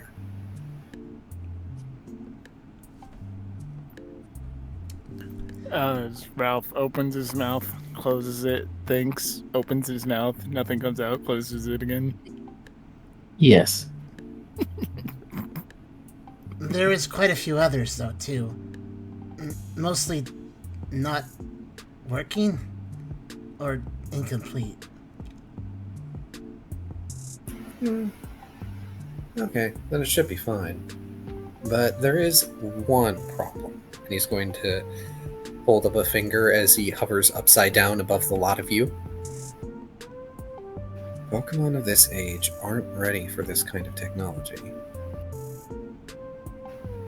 You guys can't even really use it. Even with the Smarty Pants twins over here, he gestures towards Ralph and Mawile. Yeah, and Ralph will nod understandingly. Those two could probably rig up a setup with soldering and circuitry if they tried. But that's still not enough to get this stuff going. Yes. And Ralph will kind of nod. Technology kind of works like a pyramid. You could, I could invent a TV, right? But it doesn't do us any good if no one's invented electricity.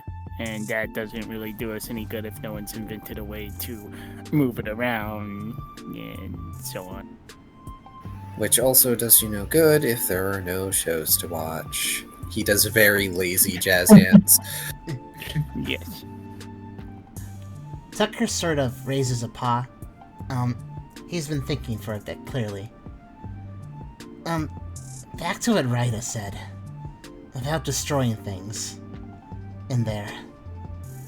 I feel like it might make sense to get rid of the machines down there, but the books, I feel like they're maybe useful for us.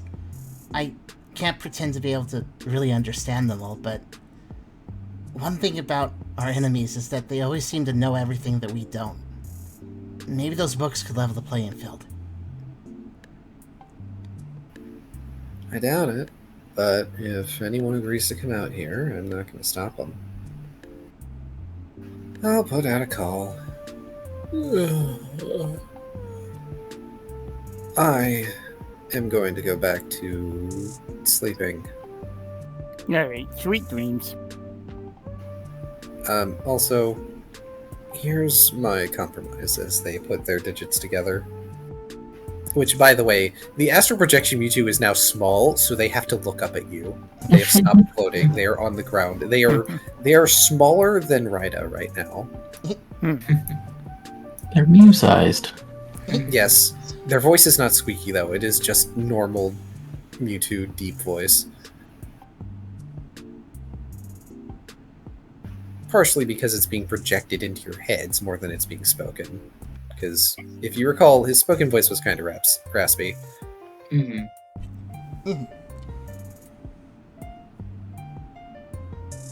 How about you do something to block off the bad parts of whatever this is? Because, I'll be honest, from what I can see of out here, he gestures vaguely in the direction of the observatory, even though it's not in viewing distance right now. This is just a big ol' observatory. Not so bad. We have something similar at the tower. Pauses, makes a bit of a face, squints eyes as he thinks. Or we did?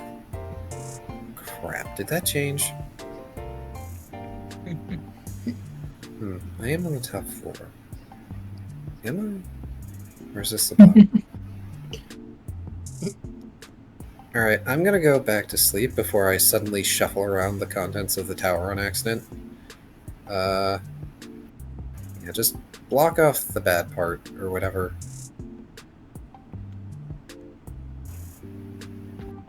I make no promises that we're gonna find anything. I guess I'll send Tofu. Give a thumbs up. Tucker will not. Brooke also nods. Well, good to see they didn't traumatize you too bad. Anyway, thank you for not destroying the world. All in a day's work. Yeah. Tucker just says awkwardly. Just kind of looks away. We still do not know the repercussions of our actions. I mean, if Shiny Spanglepants decides to come after the tower again, I'm still going to kick his butt.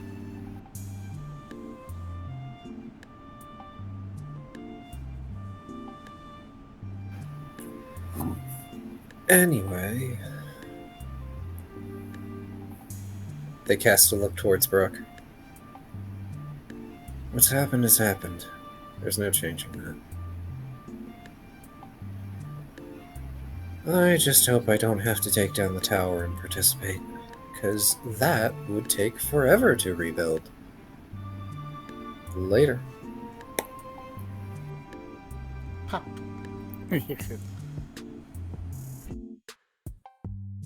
Well, that's good, I think. I guess so. Kind Tucker of hoped turns. he would. Oh, Mhm. go ahead. Brooke would say, I kind of hoped he would be hangrier with us. Why?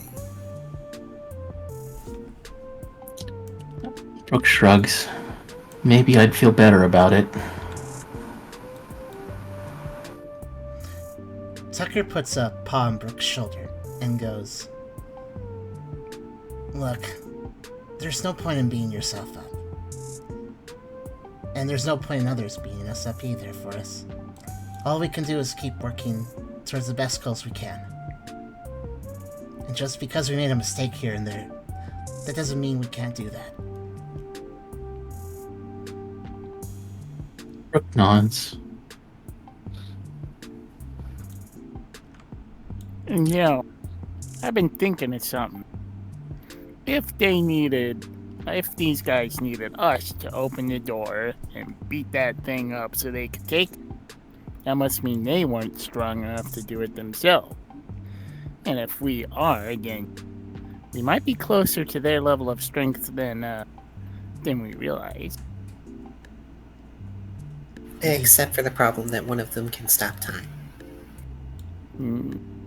Minor They obstacle. also the ones who gave us the key to the place. Yes, they gave us the key instead of using it themselves. So there must be stuff we can do that they can't. You still have that key? He does not. It got absorbed into the wall. Tucker Guess we does. can't lock it the same way then. Tucker turns towards Ryda for a second and goes, "By the way, I don't really disagree with you. Honestly, if everything down the first set of stairs you want to destroy, I'd be fine with that. Maybe the computers could have something useful on, but... Well, let's consider this for a second. They didn't disturb the books. They didn't bother with the books. They don't need the books. But maybe they're useful for us. All the devices down there, we don't know what they could do with them, but I doubt knowledge is something they can really use. They seem to have enough of that."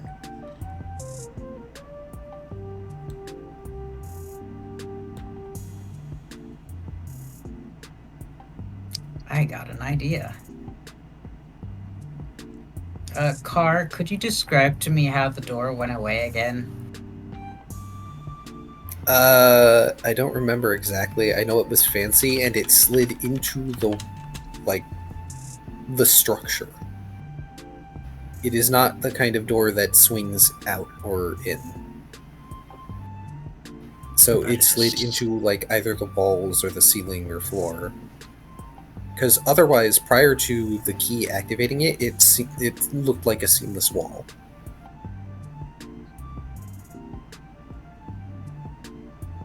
I'm trying to remember if we have the book, the specific book that Brooke doesn't like. Perhaps the structure itself can be of use. If they cannot breach the door, and it is made of a material they cannot trespass against, if we can manage to harvest the material, perhaps we can figure out what it is. If you are even capable of harvesting the material. I mean, we made a big mess of that one room. Basically, the thinking is, hey, what if we inspect the door? Yeah, but if you want to. It's I not a won't bad stop you. idea. And even if we can't ourselves, do something with it, we could at least expose it for the library to do something. At the very least, all that happened, we learned from that they have limits. If we could figure out more about those limits, that's a good thing.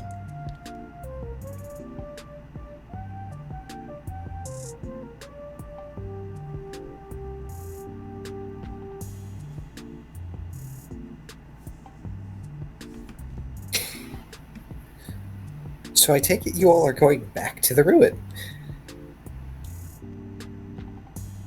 Seems like it might be smart, but not sure if we can break the door at all. But even if we could just get a chip, maybe that's something useful. I doubt that we could, but Wait, wasn't the door damaged already? Didn't somebody etch into it? It was ornate and carved into. Someone put a design on it, so it If you can can- be. If it can messed be with. carved, it can be Oh. messed with. No, you guys are thinking of the front door. Oh. Oh, I it's was different. talking about the door to the secret lab, personally. Yeah. Yeah, Oh, I see. Yeah, Yeah, that's- the one they specifically need us to open. Yeah. that's Yeah, the the- one I was referring to. Yeah, that one was not carved into. Okay.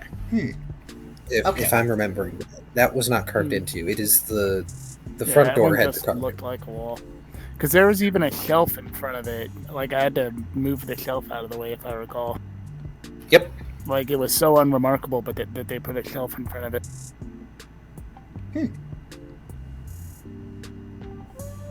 But yeah, if you guys want to go in and investigate that section of area, that's fine. It's going to take you almost no time to get into the ruin now. And true to her word, by the way, Mawile was able to somehow close the observatory dome and retract the telescope. Alright, excellent, excellent. I don't think Brooke is going to go downstairs. He'll stay up at the top. Yeah, we'll stay up at the top. And Ralph will actually seem a bit skeptical and like, this is a really long shot that it leads anywhere, but better to investigate it anyway. So how do y'all plan to get the door back?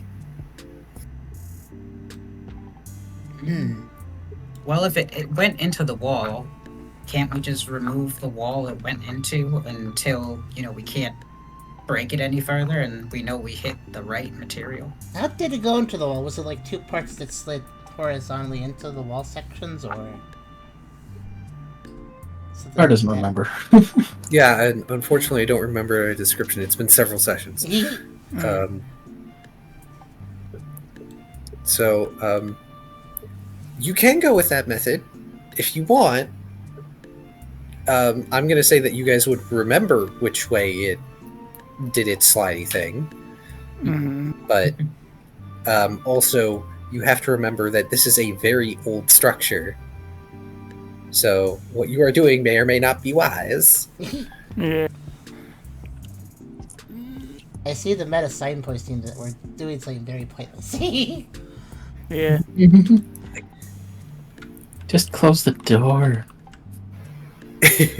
Well, it's not like they know. can't close it. There's no button to close it.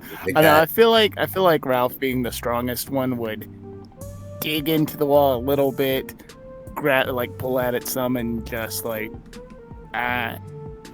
think our best bet is just put another wooden barricade here. I was going to say you can give me a dexterity check to see if you can get purchase on the door itself. Yeah, let's. Yeah. to tug on. Which I know that's not your best stat, but no, you are not able to. Yeah. Yeah, I'm trying to nah, it's in there pretty good. And I will say, I know even it would be. Sorry. He's I was just going to say, even if you roll max on your strength roll, you're just going to come away with a chunk of wall. Yeah. Yeah. Ralph's going to shake his head. Yeah, I know it would be better if we could get this thing closed, but I don't think that's going to happen. Unless maybe I'll try to grab it with Psychic. Go for it.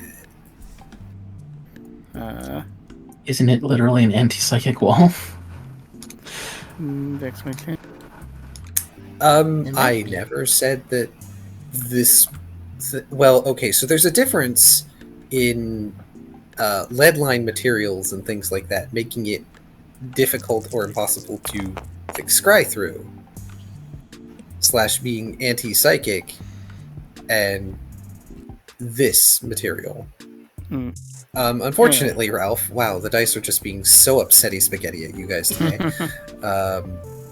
You try to grab at it, and it's just not getting purchase.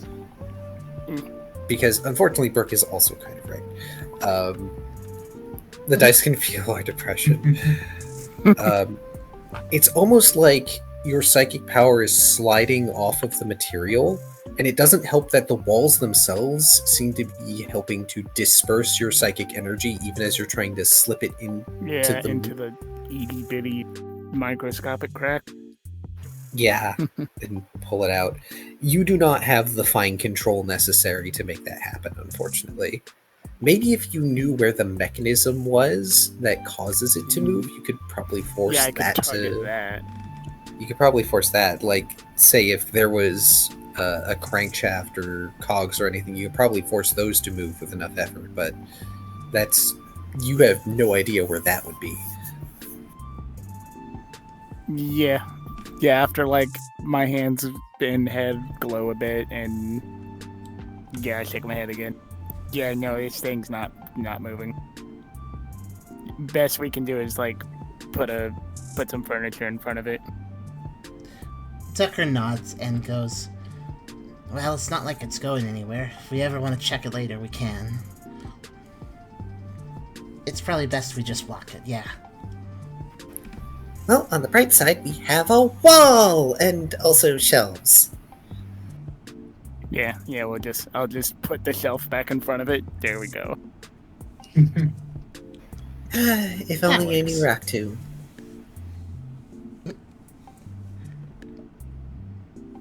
Slight shudder at the mention of Rock Tomb.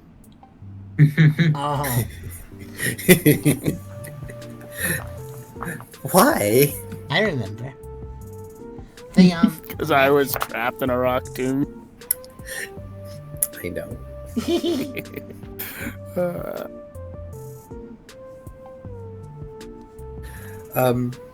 But I will say, with some effort, and time, you guys are able to blockade the entrance.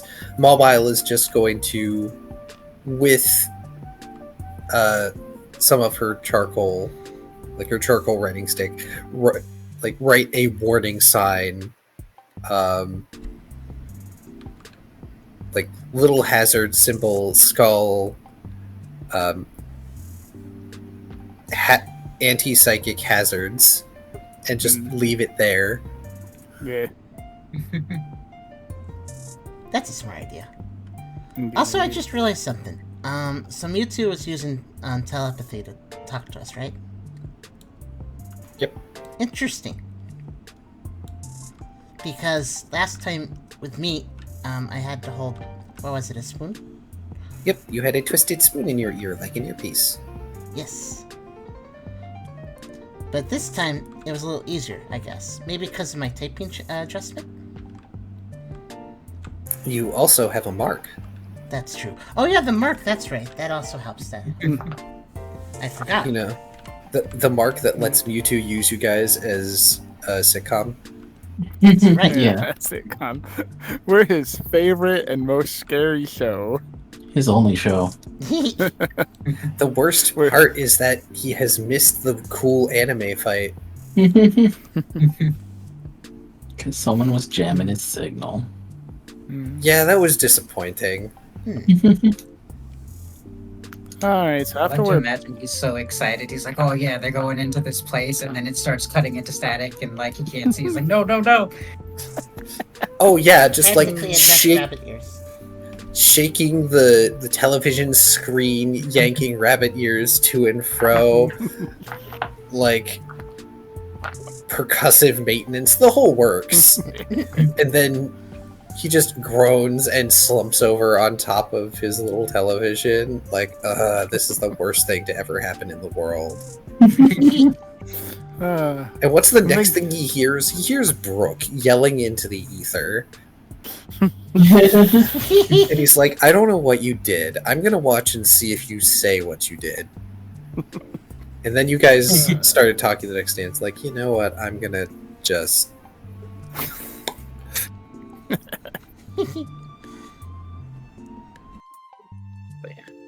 We got bamboozled, is what we did. Yeah, basically. Like, let's exploit these guys' curiosity.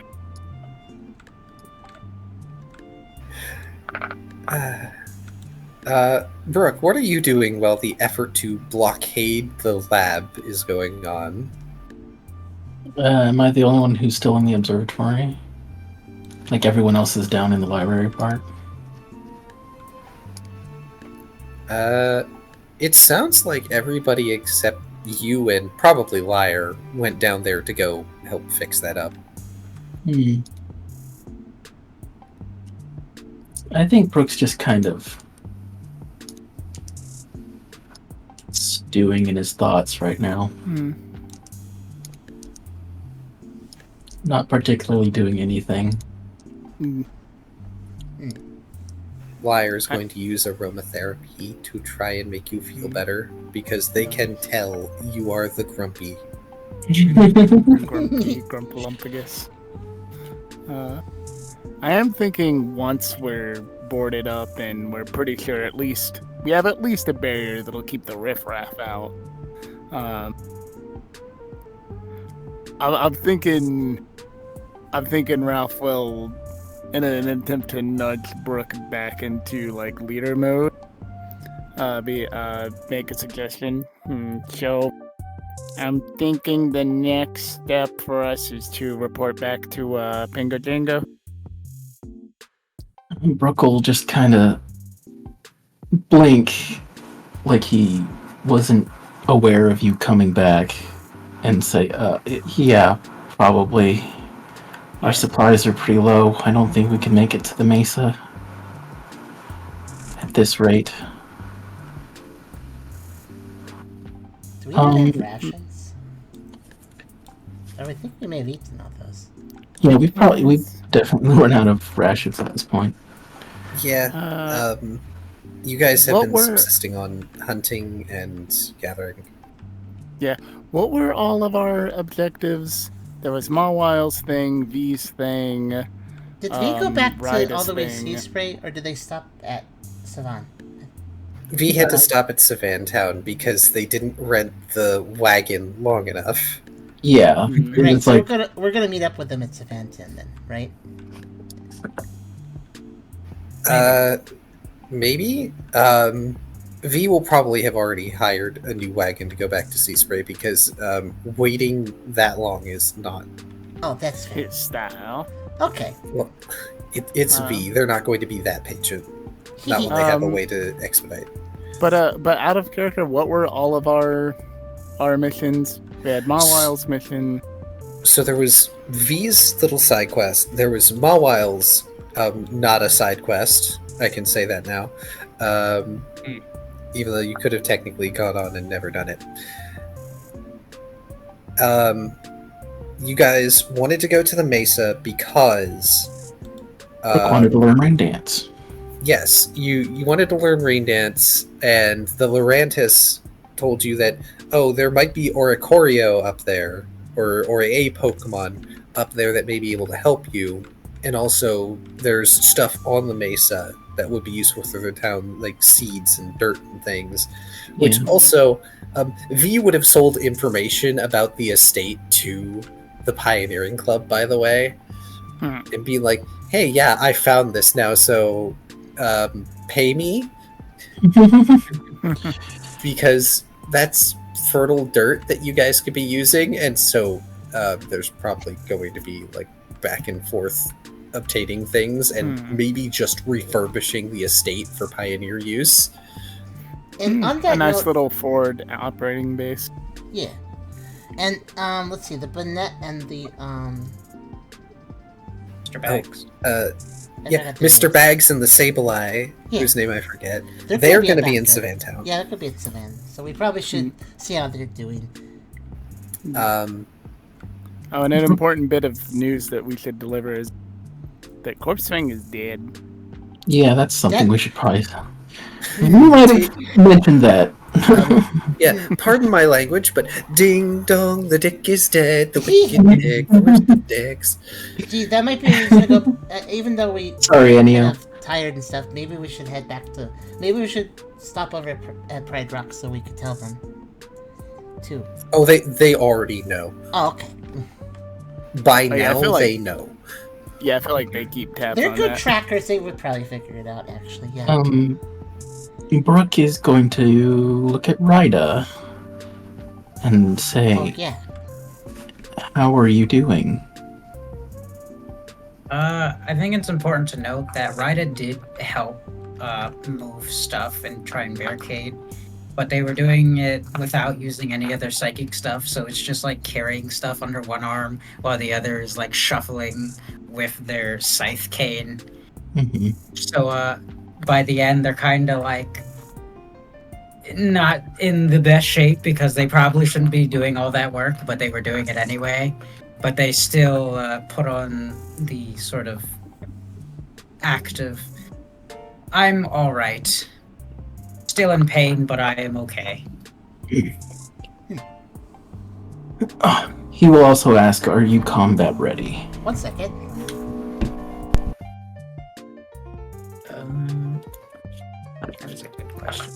He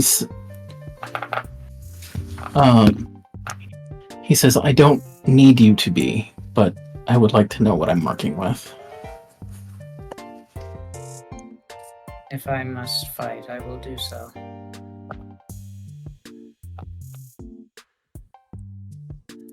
That doesn't exactly answer my question. Are you fit to fight? If you had to, obviously you would.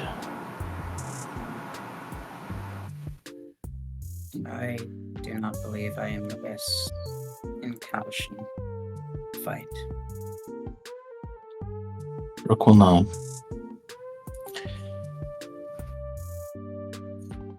He'll look at Ralph. You don't know how to teleport yet, do you? Yeah. No. I could try. I'd rather not. Okay. What did I miss after I said 1 second? Something weird happened. Oh, Brooke is just asking Ralph if he knows how to teleport, and Ralph does not. Oh, and asking right about how they're doing. Mm-hmm. Okay. I heard a really weird noise happening for the neighbor.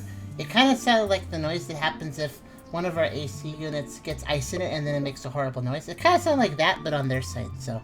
It's finally stopped, though, so it was very distracted. I couldn't hear anything for a bit. Sorry. Okay. Like crackling noise? Like a fan blade getting stuck on ice. Oh. I thought it was a motorcycle. Oh, yeah, it was so loud I knew it wasn't the street, so that was very strange. It stopped, though. I think we're good. Now, in fairness to Ryda, and also your teleportation idea, Ryda could attempt to teleport you all back to Savantown. I don't save think... you. Yeah, I don't think Brooke is going to ask that of them at this point, though. They would not be opposed to doing it, though. I know. Meanwhile, Brooke wants to... Tucker is kind of hovering around Ryda because, I mean, he can see how much Ryda tuckered themselves out just carrying stuff. So that back is available if needed.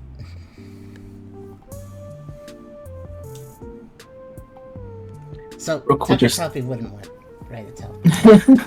Sorry. Does not wish to stew, but he also doesn't want to hurt his team.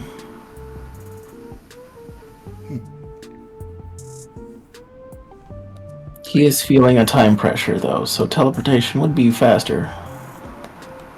Ryda would chime in at the suggestion of Ralph using teleport of, I could assist with such, if you allow.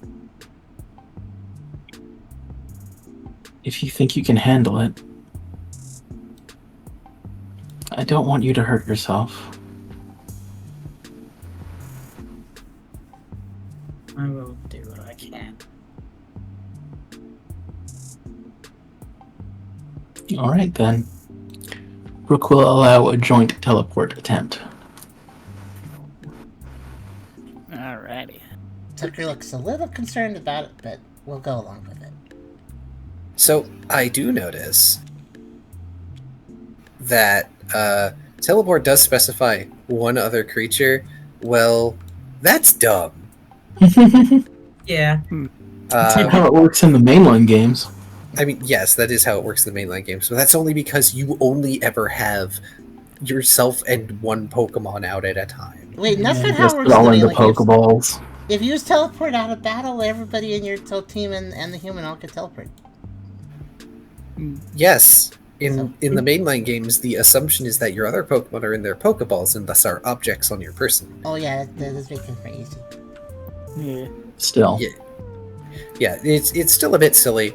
However, Ryda is quite injured and healing. So, how we're going to do this, if you are going to attempt it, I will confirm. Are you guys going to attempt this? Can I ask? Yeah. So this is a teleport all the way back to Savantown? Is that the Yes. goal? Wow. Okay. Yeah, What it- Brooke proposes, so that's what we're It- doing. That's It a is long quite a distance. That's a long distance to do that with. Mm. It is, and it is not a psychic landmark, so I will account for that. I would have Ryda roll for teleport, Mhm. and Ralph. Let's see here. Ralph could give me an insight contest channel. if you That's an would. interesting combination. I wonder what would happen if you teleport during a shadow sync. I would also you like to get sent in- augment this roll. Augment? Go for it. You get sent to the Shadow Realm, He- or you get sent to the back rooms.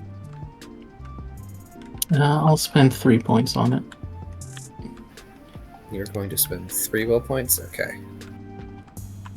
Yeah, Is this I'll for- boost mine with a will as spend well. a piece of will. What did you just roll? Kyrio? I'm augmenting, meaning I can add my will to these rolls. Oh.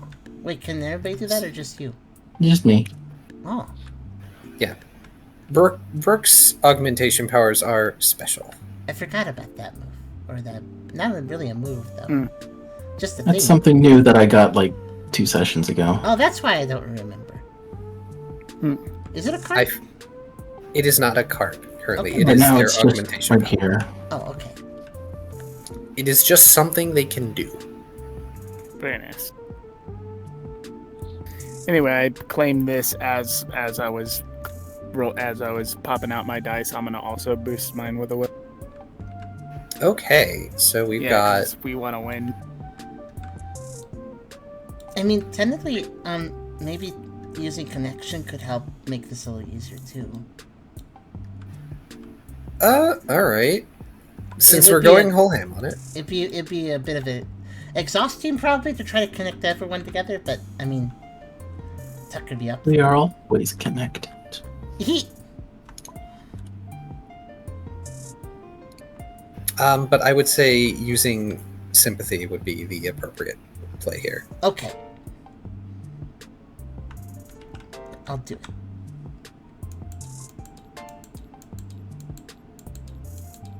We're only teleporting one thing. We're teleporting Team Cheer. Exactly. That's actually a lot of Damn. sixes. Oh, that is a lot of 6s. You know, you guys said Alright. bad rolls today, but actually I've been having good ones this session. Well, you're the least depressed. I'm the least Yeah. depressed. I guess if it's profession based, then I guess they're yeah.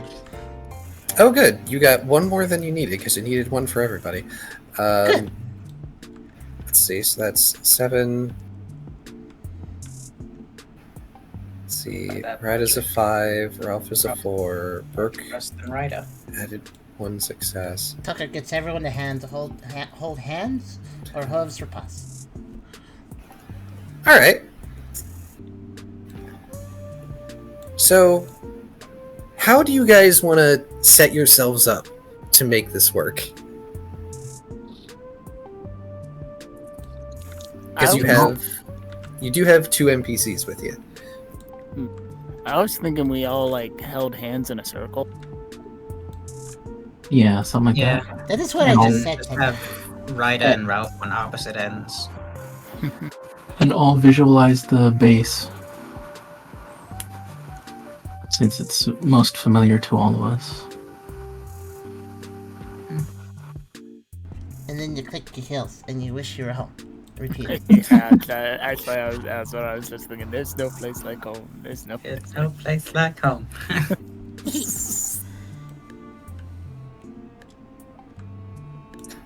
Locales, number 7, please.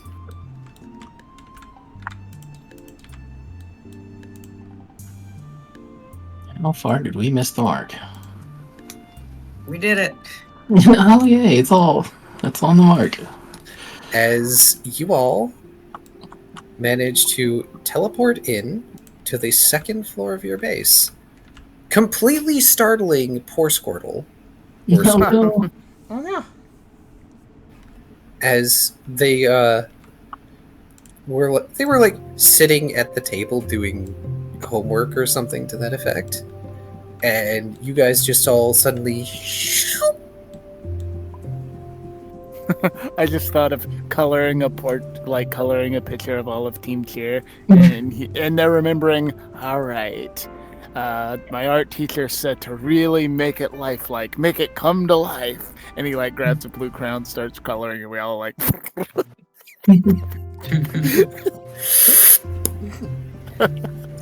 better at this than I thought. Sorry, what was that? Yeah, nothing. I apologize, I actually missed it. Anyway. But yeah, they just pop their head out of their shell because originally they were just sort of doing that whole, like, rattle, rattle, rattle, spin, spin, spin on the ground.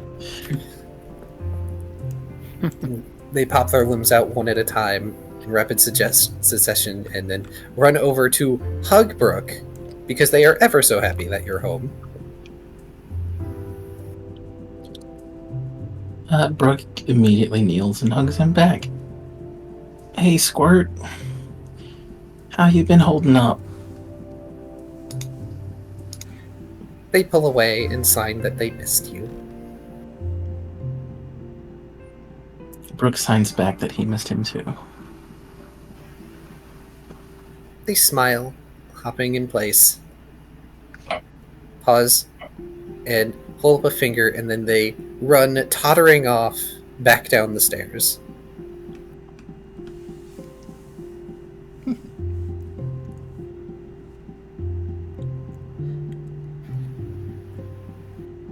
Tucker takes a moment to collect himself after such a big teleport, and then says to Ryder and Ralph, "Good work, guys. I didn't think we could travel that far."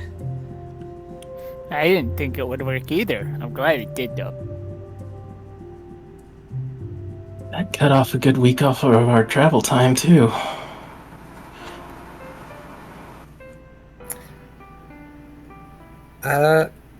Hey, Brooke, give me an insight survival alert, would you? Do. So, Car, how draining would you say that was? I would say that Brooke now feels way more tired than they did when they passed out last night. You also feel exhausted. Your chest hurts. Breathing is difficult. Ralph, you're fine. Oh, cool. How was your day today? That old meme. Way back in the window. Brooke, you hear the sounds of a hammer going on outside. Brooke will walk to a window. You can see that Blaze is working at the forge. And from the looks of it, he's working on a blue sword. Ooh. That is very interesting, but I think Squirt wanted me to stay put, so I am struggling to do so.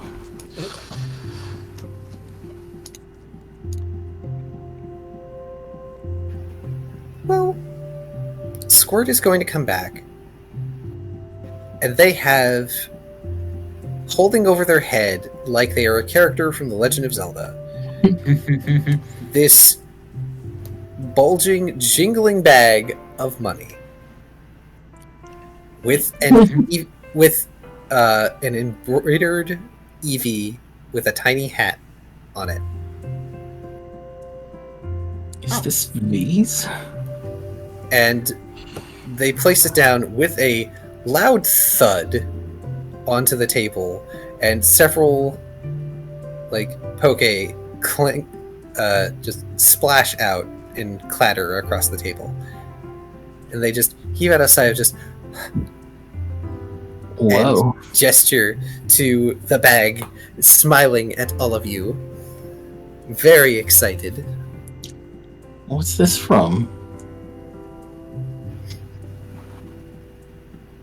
Squirtle signs that V left the money here. They said it was payment for a very good job.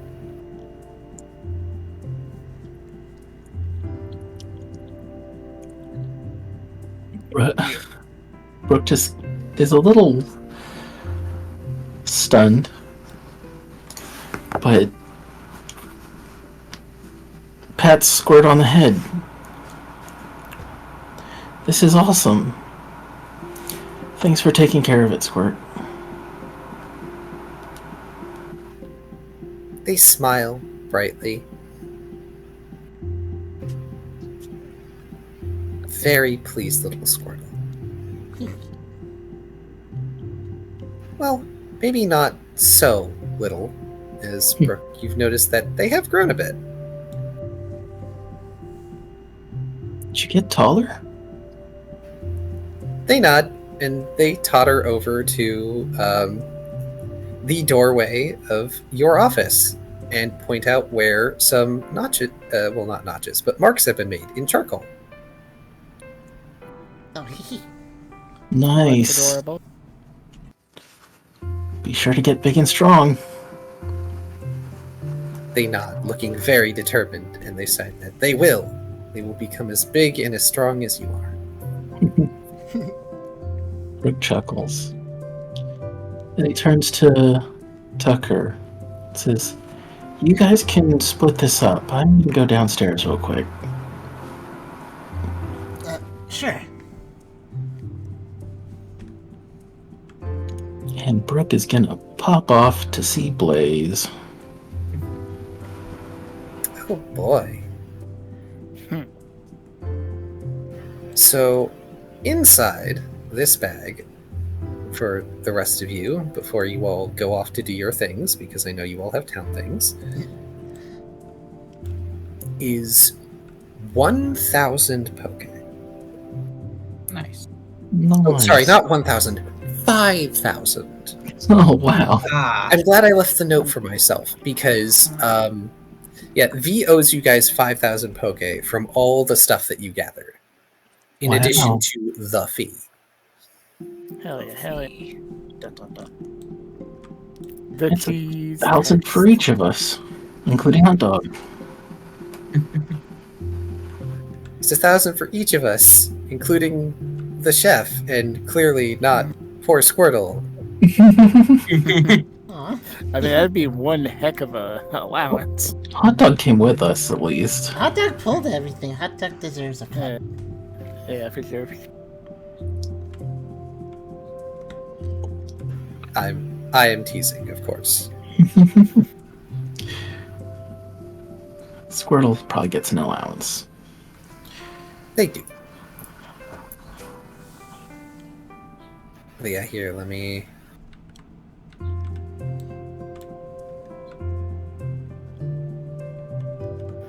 I'm gonna just leave it on the card for people to divvy up. Okay. Before we get to Brooke and Blaze, is there anything anyone else wants to do at the moment?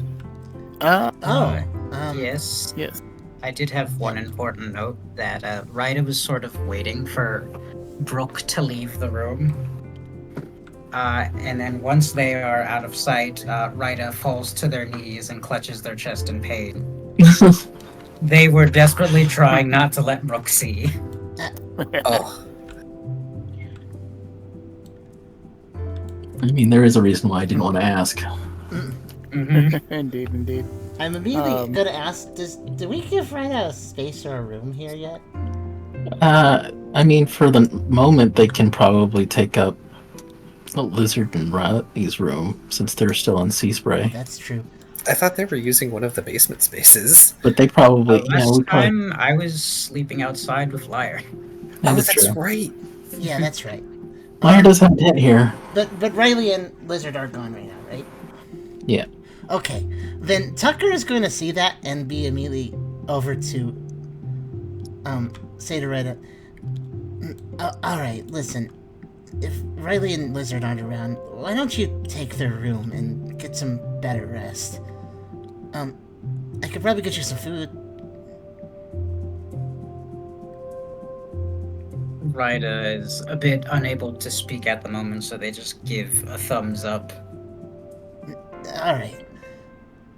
Tucker will scoop under them and back carry them to Riley and Lizard's room, which is probably pretty comfortable, probably has good bedding. I don't know if Tucker's been in that room ever. But this seems like a fair reason to go in there. Tucker will get Ryda settled, and, I guess, that money would still give you to Ryda, even if they're not well. Did Derby get 1,000? Yeah. Yeah, I went and got Yeah. 9,000. I put the remaining 2 in the base as a bank kind of thing. Okay, I didn't take one yet, so Okay, go ahead and take I'll one. take one. Did Ryda take one? Yep. Okay. Oh, where'd it go? Oh. I put it on your thing. Oh, thank you. It's stacked.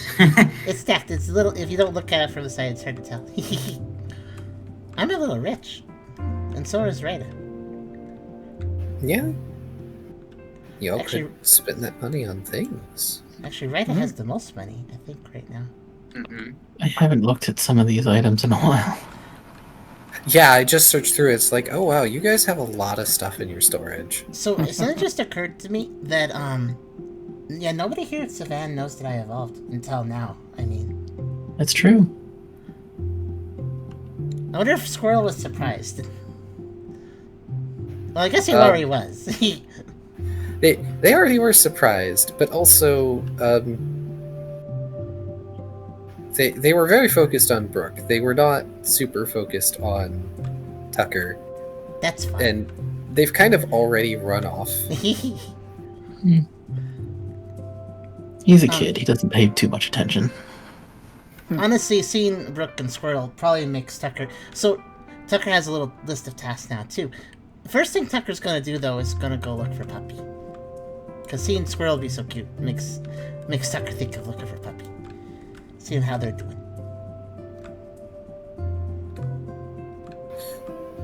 Okay, so Tucker's going off to the spa. Yeah. That's right. What? Puppy's at the spa. Yes, which is where they would be currently for the day, with Crocodile and Miltank, whose voices I don't know that I can do tonight, given how late it is. Oh, it's okay. We Um, could just do a kind of casual description. Yep. Sorry, It's awesome. I can do my best Eustace and Muriel, but It's okay. anyway. I didn't really expect a big scene. I just thought it'd be a nice thing to do. In any case, Ralph, what are you and Mala going to be doing? First thought that comes to my mind, what do you call it? The briefing is going to be best done with the leader present. So first, I'm going to head to the orchard and present my idea of cultivating the noodle fruit. That's right, you have the noodle fruit. Well, Mawile Yes. will totally go with you and support you as Yeah. soon as she puts away all the sensitive objects that she acquired. Makes sense. You know, like a bunch of little tech parts that she was totally able to hide from you two. And their psychic scrutiny. Yeah. And the fact that I took a ghost with me, which I'm pretty sure that's what he was talking about when he motioned to me. Uh-huh.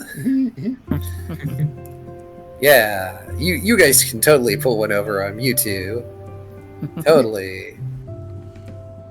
It's not that he's too lazy to bother.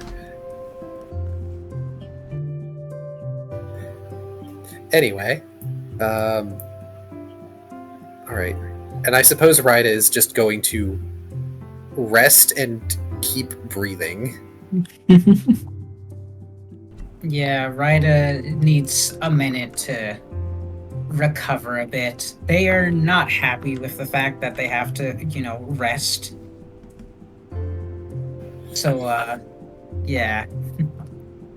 On the bright side, Liar doesn't leave your side. Oh, that's good. I was actually banking on that. Tucker is basically probably going to be like, well, Liar will keep track of how Ryda's doing. Oh my gosh, and the initials match out. Oh, what they do? Yeah. Liar and Ryda, Riley and Lizard. Oh, I didn't even think of that. See, if they have a door sign and it just says R and L, then it's okay. It's the same. It still works. Still works. But We yeah, still will not tell Riley this happened. of course, we will not tell Riley. It's fine. Riley and Lizard are busy. Often sea spray. It's fine. They may or may not have been forced to adopt children, quote unquote.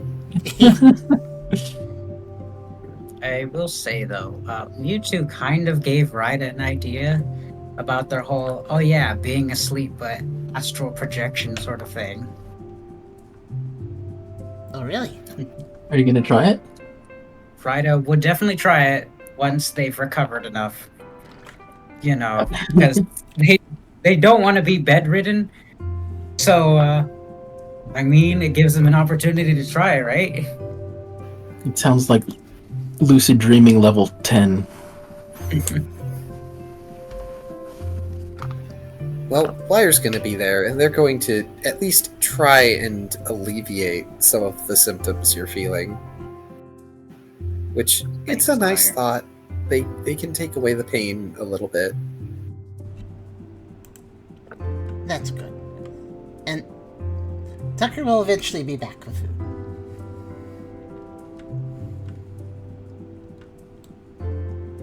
What were you about to say, Hydra? No, that was all. Just, yeah. Okay.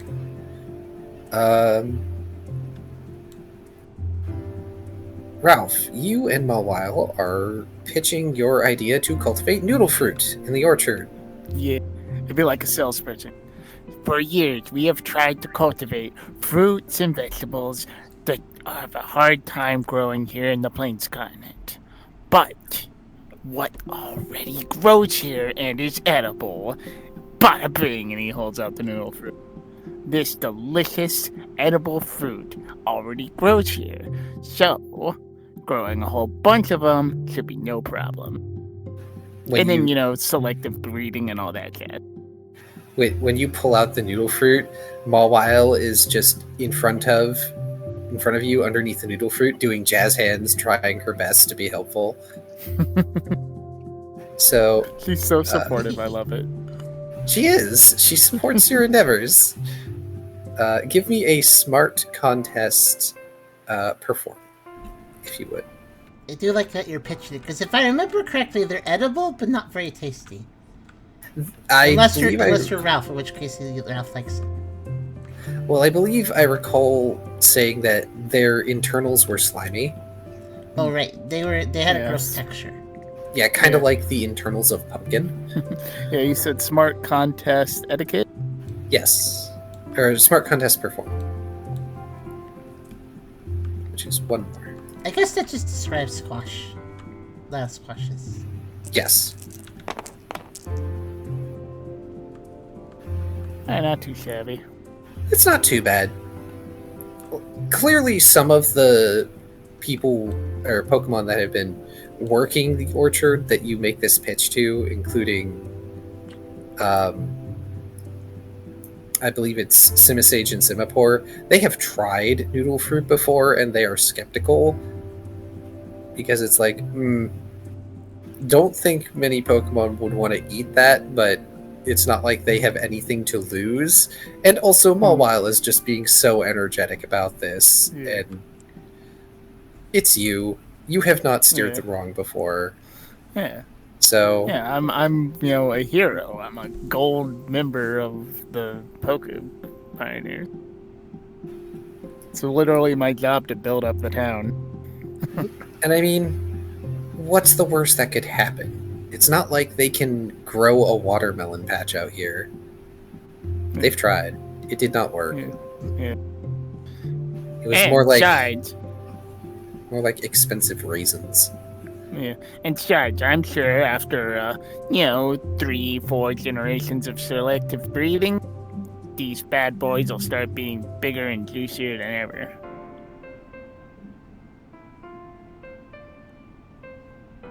I don't know about them being juicier. I've forgotten Simisage's voice, so I'm making him out less. He wiggles his head back and forth on his neck when he says is juicier. Simaport nods in agreement, but again, it's not like they have anything to lose. Excellent. And you'll be able to report to that stinky cat unless they're within earshot, in which case they're very awesome and smell good. That you have yet another crop that you're growing.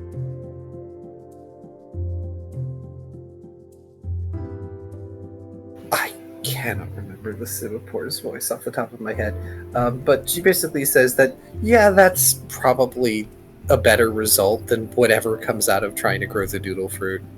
Just making the inspections stop. Oh, also, Ralph could probably get Rise some of the noodle fruits, because Rise can make basically anything taste pretty good, so maybe a good menu could be made up with that. And then everybody gets convinced it's good.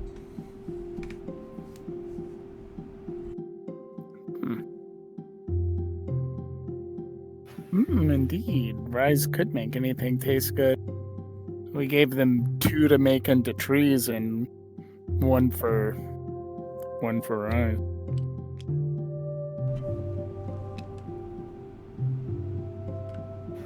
All right. Well, they're going to get started on planting the noodle fruit that you have acquired. Yes. Which, by the way, the orchard seems to be doing okay. The Lorantis is around. They are helping. That's good. Just a small pertinent note. Oh. So, Speaking of which, how's our crops at our base doing, if anything at all?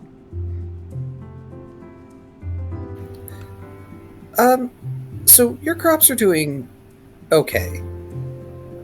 Unfortunately, the sun petals have not yet flowered, and the tree is still in the budding phase. It has not fruited quite yet. Okay. Maybe if you guys had actually taken the walk back, it would be a different matter, but you teleported back, which honestly probably saved you guys' sanity more than anything else. Yeah.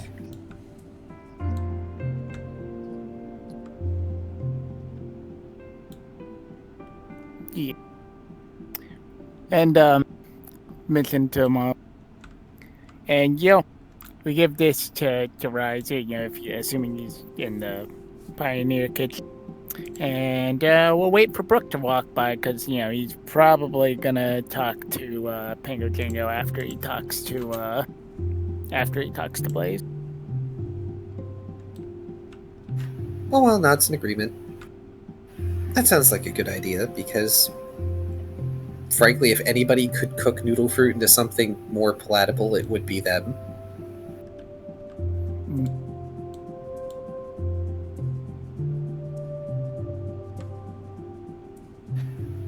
And so, off to the Pioneering Club you two go. Yes, indeed. Which, before I leave you guys to go focus on someone else, a certain spoony bard is outside of the Pioneering Club strumming their chest, as usual. Well, not as usual. Usually they're inside. They are not inside today. Yeah. getting some air. Avoiding a bird. Eh, Right. And over to Tucker. Okay. One thing I want to note right off the bat is that as Tucker heads outside, there's some self-consciousness suddenly being in town.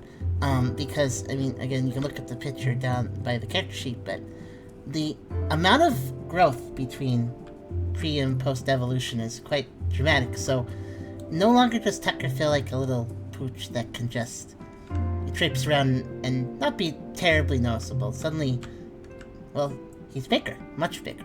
So there's some self-consciousness as he goes through town. Having a big lavender mighty hyena walking through town certainly draws gazes. Because, who are you? You are new. Who is this Pokemon? Who's that Pokemon? Who is this unfamiliar Pokemon, and why do they have a pioneering badge? There's probably moments where, if anybody asks, Tucker has to explain. Oh, I'm Tucker. I had a special evolution while I was on a mission. Also, that Comet Hydra.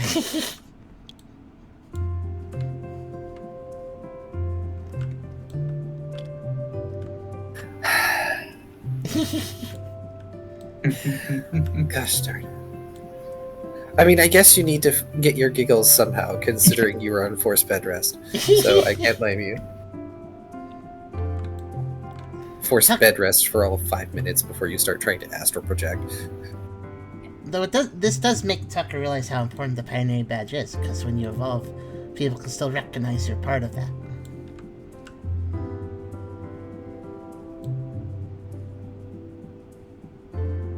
But I assume it's a mostly uneventful walk over to the spa, and basically much like last time after a big trip, Tucker's goal is to basically pick up Puppy for the day and bring them around on errands and have spend time with them, basically.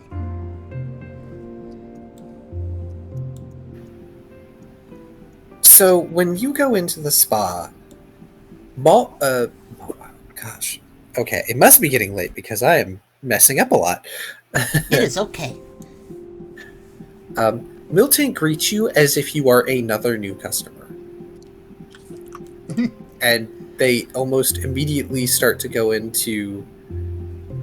I don't want to say the sales pitch necessarily, but she's starting to just list off the kind of services that they have at the moment. You know, please do not mind Puppy. They are a good boy. Which Puppy, of course, their tail is thumping very loudly on the floor. Puppy has started growing quickly, I should add. That's not surprising. They are already the size that you were at. Neat. Wow, that's pretty big. Tucker looks actually pretty proud at seeing Puppy's growth like that. Before Tucker gets a chance to interrupt Miltank and explain, actually, I'm Tucker. Does Puppy seem to recognize Tucker before that happens? Just curious.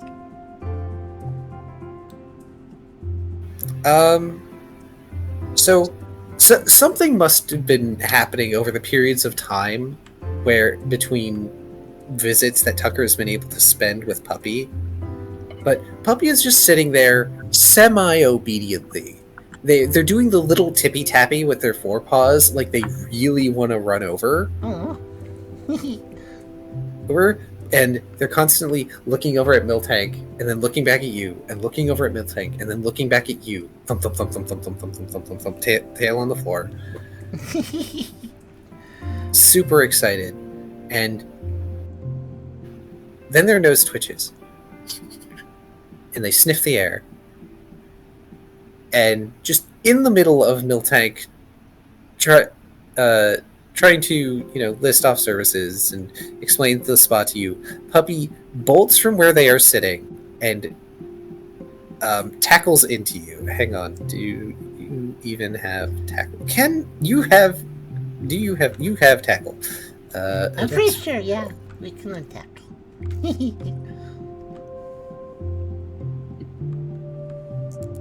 Unintentional friendly fire.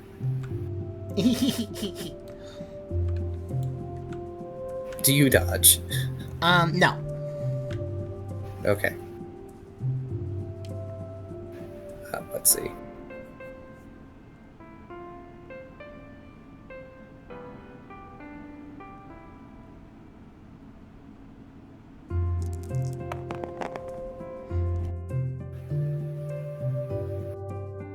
Wow. I'm glad that the dice agree with this situation instead of being like damage for the funny. You do end up taking 1 damage from the heavy impact because, oh boy, Puppy is bigger than you remember. And also, in spite of your enlarged, stockier, sturdier body, like, what are Puppy's bones made of? Lead? And they begin, like, trying to lick at your face, yapping. They are very excitable, and just...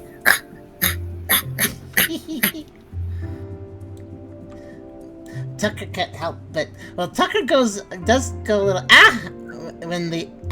when Puppy runs into him, because it actually does hurt, but there isn't a moment where Tucker isn't smiling, though. Actually kind of impressed by that hit, too. And Tucker brings his face down to allow for the licks, and also can't help but also yap a little bit back and goes, my.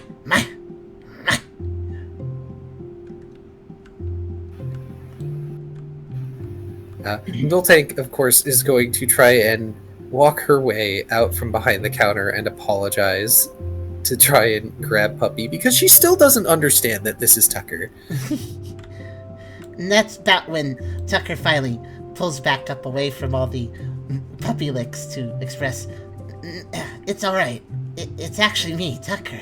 I had an evolution during the mission we were on. Long story. And I will present my badge. She stops, putting one hoofed hand to her cheek. Oh my! Are you okay? I didn't realize you'd gone to the mirrors. I didn't. This was a spontaneous evolution. She looks worried by that statement.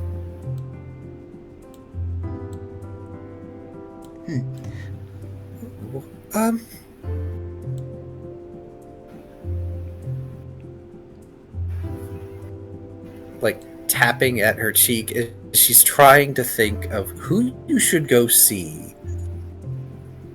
Because,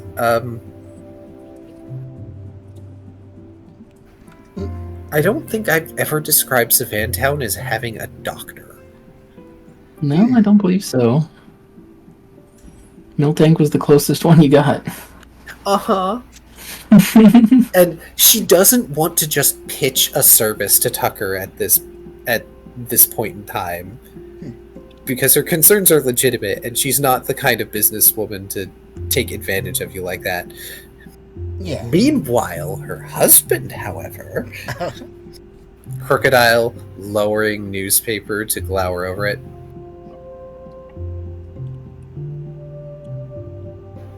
He's fine. As I botch a Eustace voice. I know you said you didn't want to voice them, so I appreciate the effort. Has Puppy said her first word yet? Oh. That's a good question. So yeah, while you're distracted by them, and also Miltank has begun to lightly argue with Crocodile, because it's like, because, of course, concerns. You notice that Puppy is not just doing repeated yap, yap, yap. They're going mom. Uh-huh. Uh-huh. Tucker actually does express like a very, very charmed little sound from that. And gives Puppy a big, big hug with forepaws. Is that your first word? Tucker expresses. Kind of looking at Miltank. They continue to repeat this word. Miltank,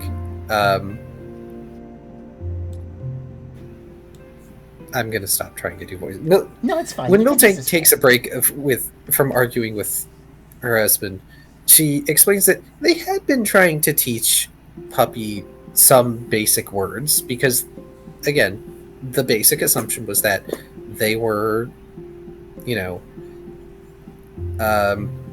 the very least wild, if not, a regular civilized puppy. So, trying to teach. And, growing up fast, she hadn't been having much luck. Crocodile, on the other hand, is unhelpful in any sort of explanation. He just smirks, ruffles newspaper and brings it back up, further slouching in their lounge chair, which cannot be good for their spine, but it's not like they care. Tucker takes that information and nods and just looks very happy that, and sort of both a little bit embarrassed but also a little bit proud at being called that over and over again. Puppy quickly gets, I guess, put in the... Once they calm down, they get put in the little big sack, like they usually do. Actually, wait, no, it's usually a little sling. I don't have that right now, though. Yeah, and also Puppy's a bit big for it right now. That's true. Okay, they're gonna have to walk alongside me now. Also, Miltank's concerns are not gone without notice about Tucker's evolution. So Tucker does not go into detail about everything that happened because it was kind of a lot, but he does make an attempt to reassure Miltank that while it was all a surprise and there's been a lot going on, he does feel okay, and the evolution seems to have gone okay, for what he can tell.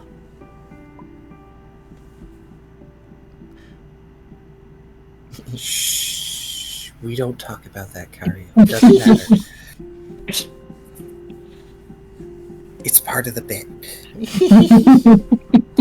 Maybe he just draws his own newspapers, and it doesn't say much of anything particular, but it gives him something to hold and then be moody about.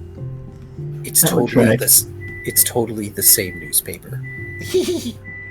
They just hold it up to avoid people talking to them. Exactly. They bought it in Sea Spray one time a few years ago. I bought it in Sea Spray in 1762, and I haven't changed it since. All the new news is not good news anyway, so it doesn't matter. All the new news is fake news. This is the only real news here on paper. Meanwhile, picture of UFO on the front page that you can see with alarmist tagline or something like that.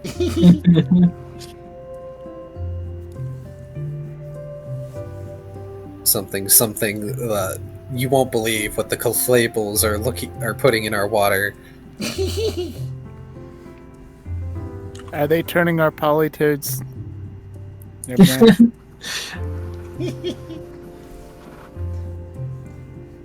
But yeah. They're turning our whoopers gay. In other nudes, have you heard about the Whooper Mafia?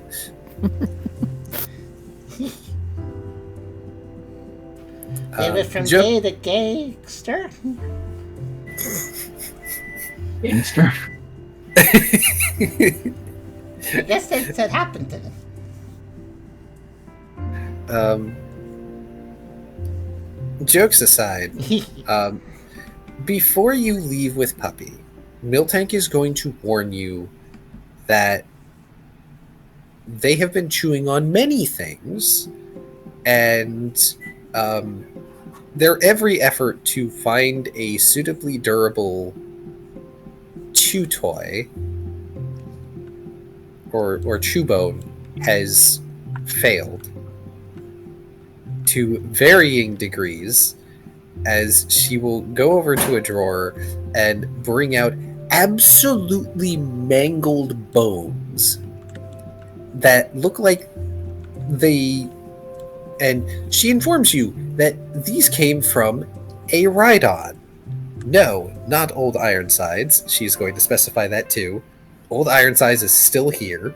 Nothing could take that Pokemon down, even if they tried. I was gonna say, did Puppy do that? Like, wow. But these are like bones they got from the market that were apparently ride-on bones. So they should be strong, right? No, they are absolutely mangled and chewed to reverse roll and back. But there's 3 of them. They've had to replace them 3 times over the past week plus. And each one has signs of different things having happened to them. 2 of them have 2 differing types of scorch marks, and one of them looks like it is frozen in places. Ah. That'll make Tucker immediately inquire if Puppy was using moves on these. Miltank thinks it's possible, but also that could be quite dangerous because Puppy is very young, and usually Pokemon that have elemental moves are resistant to them. But Puppy, being a Poochyena, does not have a natural resistance to those types. So if they keep using these moves and it becomes too strong, they could hurt themselves. So it is her suggestion that maybe when Tucker has the time, they should probably find a tutor of some kind or someone who can look after Puppy and keep them from hurting themselves, because she doesn't know if there's a suitable item out there for Puppy to chew on to deal with this in such a way that the elemental energy isn't going to be a problem. Okay.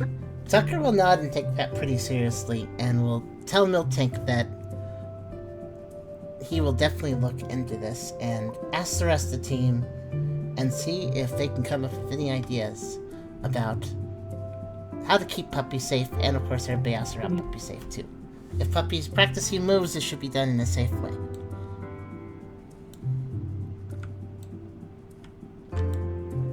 She asks if you want the bones. Tucker will think for a second and then say, sure. And will not say out loud that maybe they're still chewable too. They're definitely not chewable. Oh. Well, they could still be useful for science, so sure. And Tucker will also ask if he needs to reimburse any damages after what he heard. Thankfully, no. Miltank is going to shoot a dirty look at Crocodile when he lowers the newspaper and goes to open his mouth, so he just lifts the newspaper right back up. Because there hasn't been any actual damage to the spa, thank Arceus. It's only been the bones. Thankfully, they have been able to keep Puppy from chewing on anything in the spa or causing... Well, okay. She stops at the word causing and just reiterates her statement that Puppy has not been chewing on anything at the spa aside from the bones.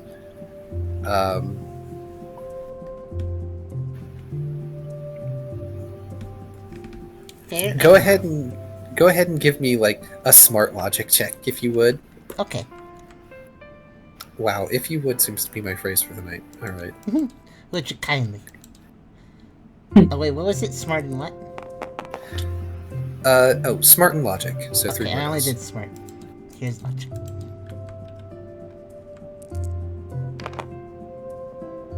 Three. Okay. A 3 is gonna net you. You can surmise that she stopped herself from talking about, say, causing problems. Aw. Because, well, given what the Forges sisters do, and what Lilligant does, and just their whole side of things, it is possible that Puppy has made a nuisance of themselves. Because highly energetic Puppy. So, and Growing bigger and starting to use elemental moves. Yeah. growing bigger and maybe stronger. It's pretty obvious to Tucker at this point that maybe the spa isn't the best place for Puppy anymore. Yeah, and also Crocodile being a terrible influence and encouraging them to torture the Forges sisters. Oh. That's not a good influence. Hey, come on. They're based off of Eustace bags. Would you expect anything less? Nope, I don't. I don't think I would. But yeah, Tucker thanks Miltic for the information, and we'll basically try to relocate Puppy to someone or somewhere that's better as soon as possible. And he also makes sure to say, though, that he very much likes Miltic and Crocodile for helping out as long as they did.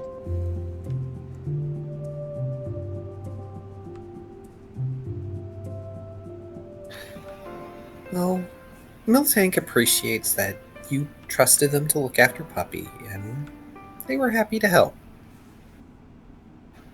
Team Cheer has been some of their best customers, coupons or not. You all have helped around town a lot.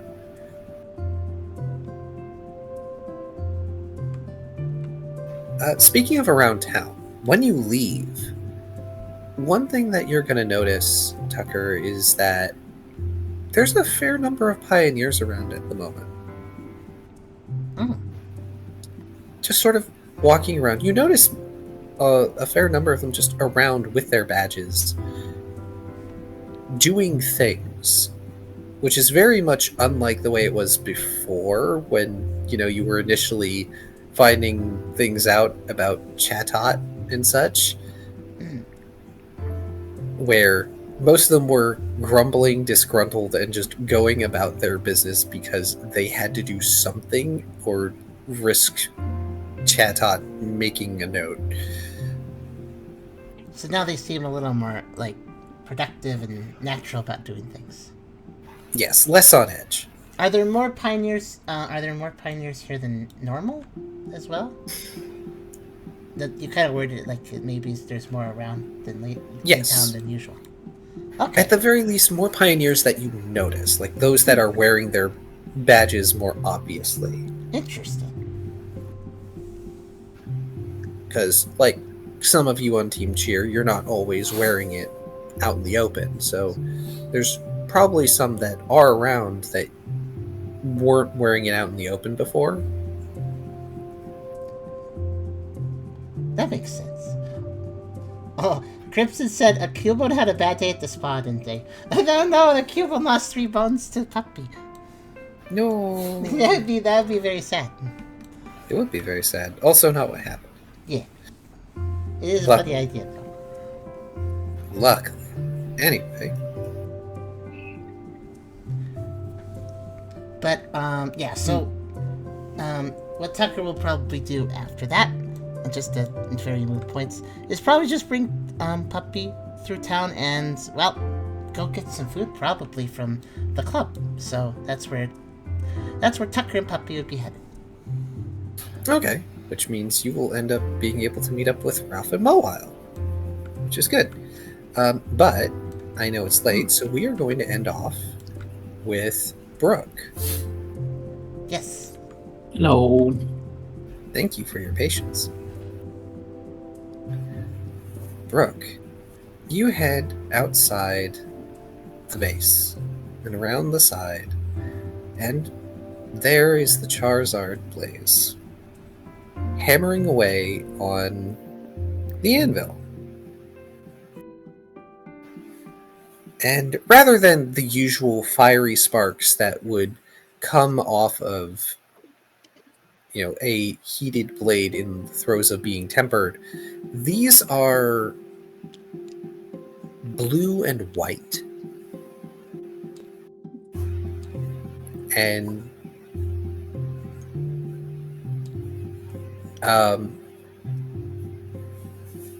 even if he seems to notice your approach, he doesn't quite react to it. Instead, as you're walking up, you get to see him blast this thing with a gout of white-hot flame before returning to hammering it.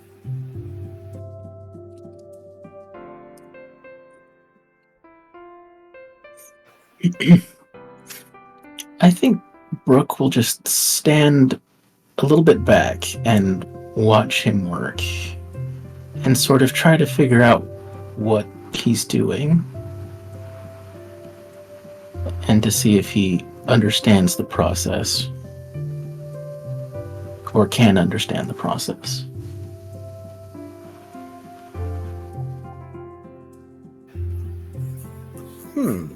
Give me a smart logic, a smart contest logic.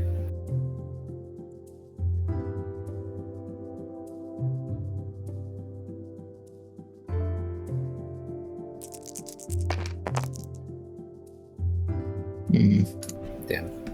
There was an attempt. There was.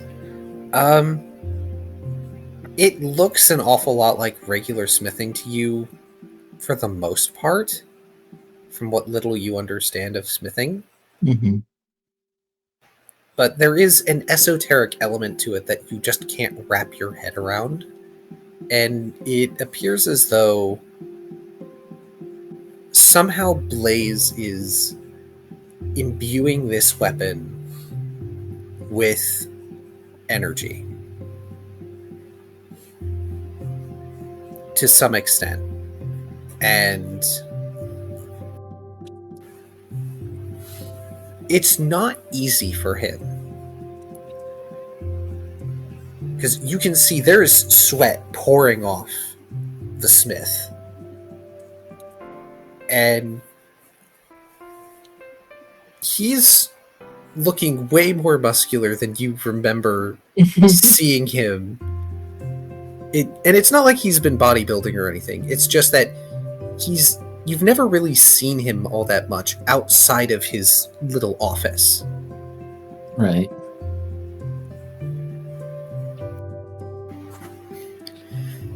And eventually he stops, slamming his smith's hammer down one more time on this weapon that seems to be glowing this sort of off-white bluish hue at the moment. Just reaching an arm up, wiping sweat from his head, and he shoots a look over to you, assuming you're off to the side or behind him. Yeah. I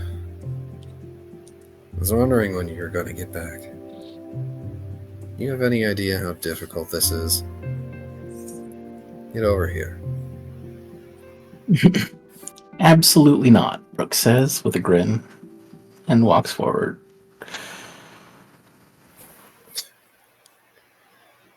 Cheeky shit. Can't even call you little now. As he gestures at you with his hammer.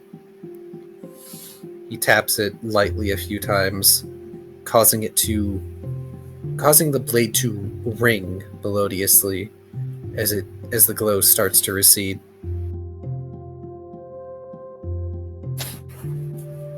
Do me a favor. Blast it. Preferably with ice. Okay. Brooke will look at it and give it a nice gun. Alright. You do not need to roll accuracy unless you feel like you're gonna crit. Nah, it's fine. Okay, then just roll power. Special +4.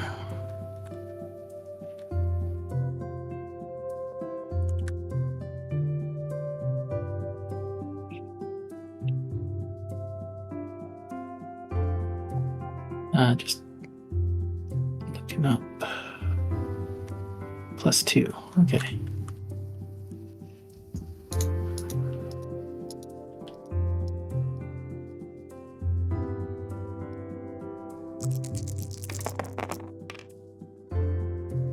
Seriously? Wow. Wow. Stop being depressed. You're Not having a good day. Okay. Well, I'm gonna say that Burke doesn't know how much power to put into this, Right. so you're just putting a little bit into it. Blaze is going to make a face, and then he's going to flip the blade over with a pair of tongs. He's actually going out of his way not to touch this, which is real weird for a fire type in forging. Mm-hmm. Again. All right. Should I try to hit it harder? Hard as you can. Don't skip out on this. This is your weapon. All right. I'm gonna bravado myself first, then. Go for it. Again, I won't make you roll. Okay. For not accuracy. So that's 12 this time. This really You is call that an ice gun? I'm sorry, sir. Don't tell me sorry. Do it better. All right. You just yell at yourself. Yeah, that's better. Much better. As you actually blast the forming sword this time. And again, it sort of rings as frost briefly gathers over the anvil before steaming off. Give me 1 second. I gotta go.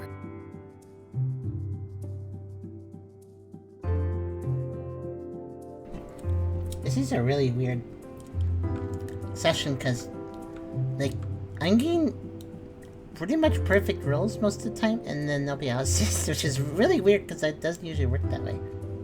Okay. Hello. Sorry, had to wish my mate good. That makes sense. It's going to work. I hope he has a good work day.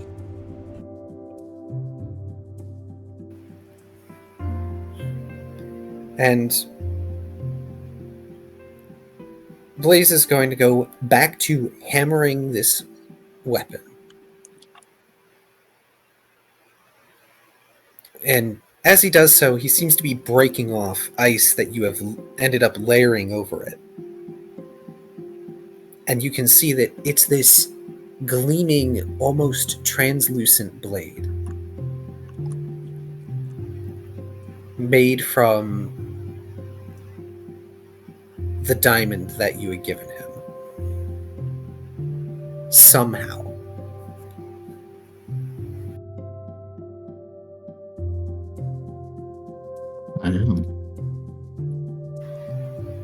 It's beautiful.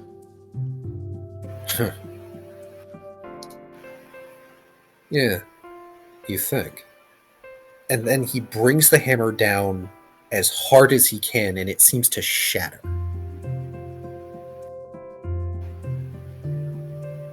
Revealing that it's not nearly so large a weapon as it once appeared.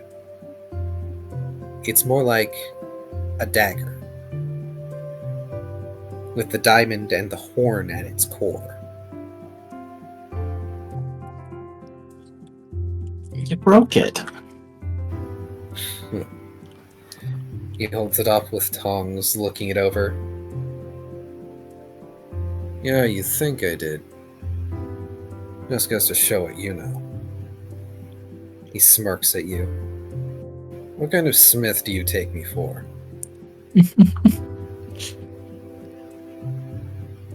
Alright. If you think I broke it, do me a favor.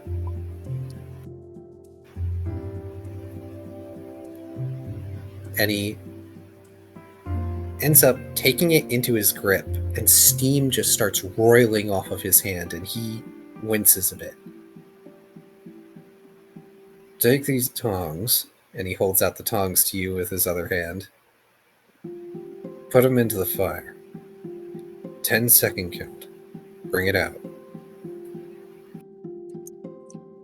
Does as he's told. Not hesitating, because that obviously looks painful. Yeah, you take this dagger, and he just sort of shakes his hand and flexes it a bit. He's got what look to be kind of burn marks of a sort on his hand, like he's been doing that over time. Ow.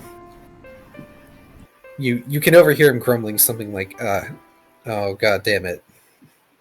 This is like the 5th time.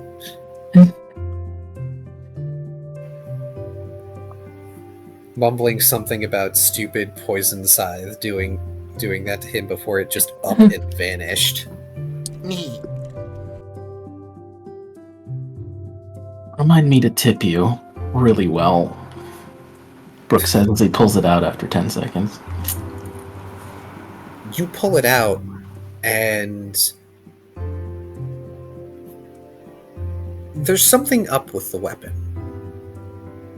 Go ahead and give me an insight. Give me an insight, instinct, nature.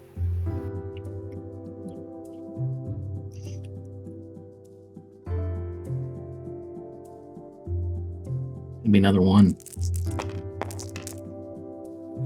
Okay, maybe not. That's good. It's glowing again. Same sort of blue off-white hue, instead of a bright orange or a red like most metal would. There is something different about this forging, or perhaps just something different about the way that Blaze forges in general. But you bring it over, and he has you put it on the anvil. And once again, he hammers it a couple times, and he's going to have you blast it. Do you want to roll, or do you No, we don't need to roll. Just do it again. Yep. I figured. I figured I should ask. Some people like to roll. I used to. Oh, I'm sorry. It's alright. It's okay. It's not like we have the actual click-clack dice going. Yeah. You do that, and the blade is back. Looking like it's made from that same beautiful diamond. And he flips the blade over, hammers a few times, has you blast it again. Flips it over, hammers it, and then breaks it again.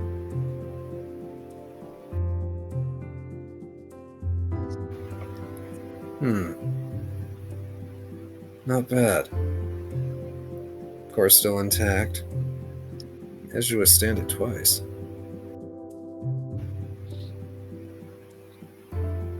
He takes the tongs to sort of lift it up to his face, inspecting it closely.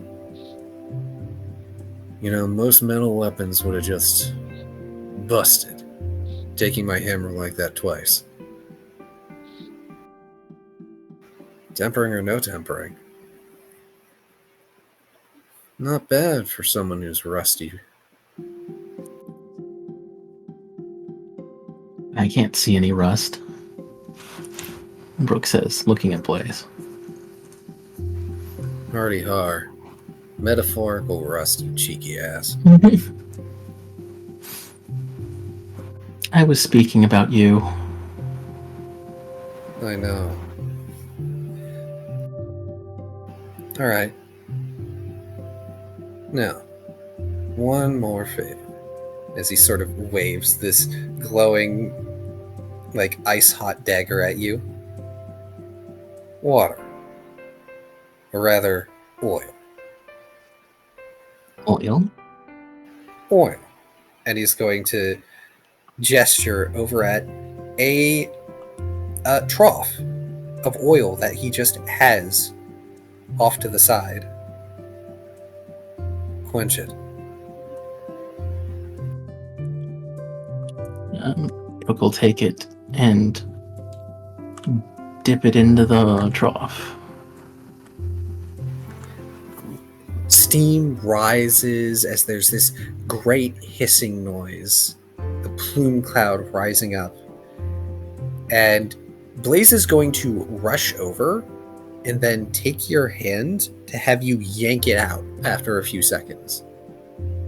Because he realized he didn't tell you how long.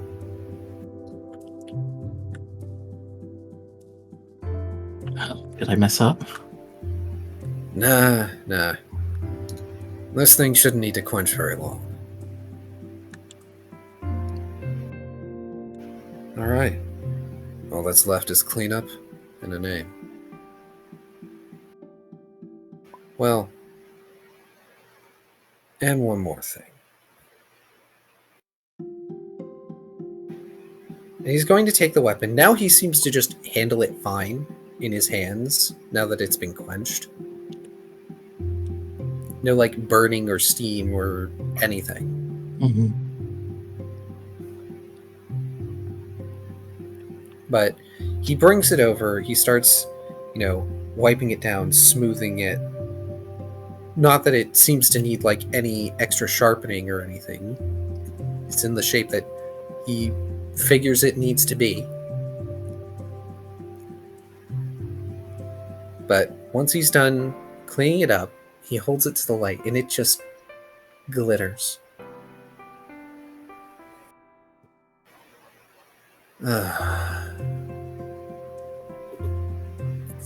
This was so much better to work on than that creepy thing your friend had me make. No idea where that got off to. Oh, you mean right as sight? Oh, you saw it. I think it was delivered to them. I'm not going to ask. As long as it made it to its recipient, that's all that matters. Alright. And he brings you over. Like, gestures you over to the anvil. Left or right? Left. He takes your left hand and slices it lightly with the dagger. Take 1 point of damage. Ow. Relax. Clench your hand. He sets the dagger down on the anvil. Pinches his hand. He guides you so that just a few drops of your blood rests on the blade. And it seems to absorb them. There. And from his blacksmith's apron, he pulls out a roll of bandages and bandages up your hand. Recover 1 point of damage.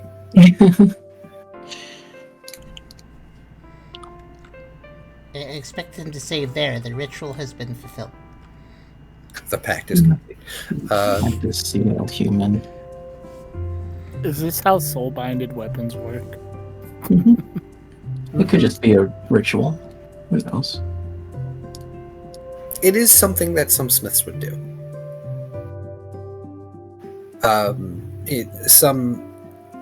In some schools of thought, it was like the first blood of the weapon you want it to spill is that of the wielder, so that it knows whose blood it should never spill again. Oh, that's kind of neat. Nice. In others, it's like this is to bond the weapon to you, so that your own blood is part of the weapon and it is a better extension of yourself, and or to give the weapon a soul. There's a lot of things. It's not like Blaze has exactly tutored Brooke in this. Mm-hmm. He could, And Blaze's dad would absolutely hate it, so that's probably why he's all for it. How dare you give away family secrets? Blah, blah, blah. Alright. All that's left is a name.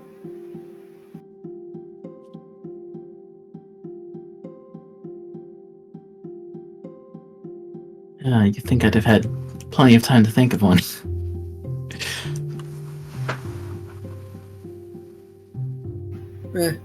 You're busy, like most pioneers are. But he taps the anvil with one claw. You're not leaving this spot until you give it a name.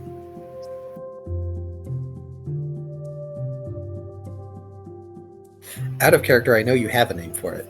Yeah. It's just a matter of remembering it, I think. I think I'll call it the Diamond Shard.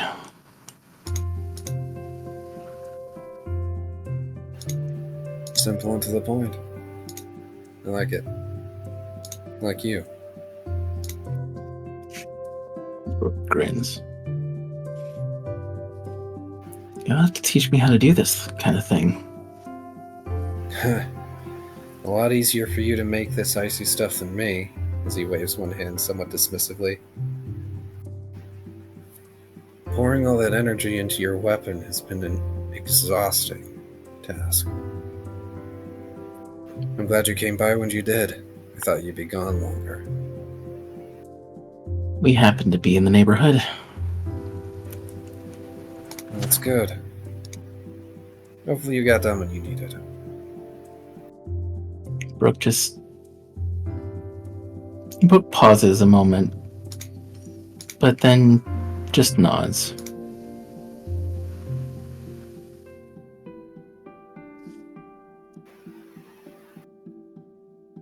Well, Let's just say it's good to be back. Blaze nods,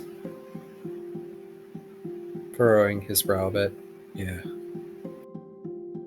Things are calmer, I guess. Sir Squawks a lot hasn't been causing as much trouble lately. They haven't left, though.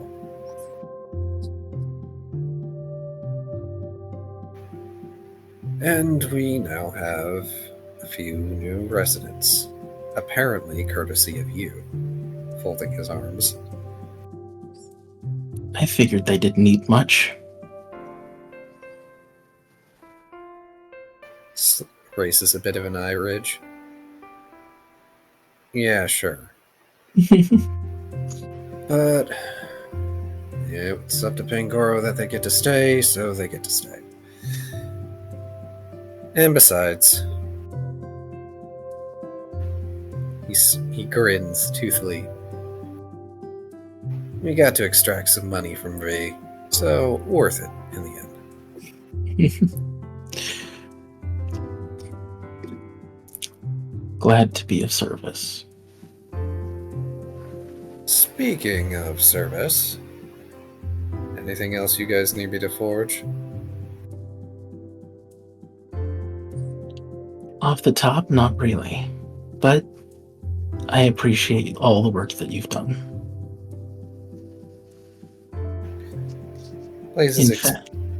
Sorry? In fact, he's gonna reach into his bag and hand him 100 poke. Oh. His expression softens. And here I made you go get all the materials, help me build the forge, help me finish your weapon, and you're still paying me? Yes. Consider it a tip. Because I endorse your work.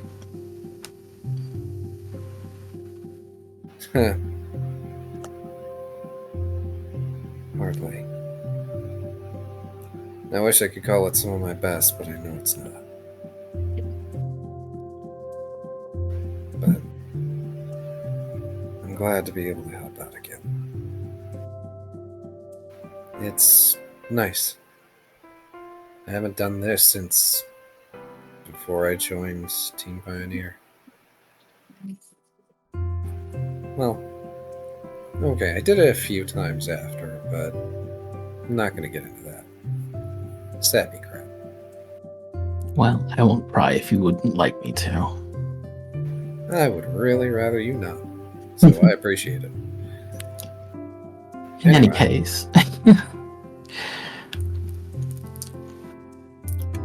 feel free to use it as you please. I will.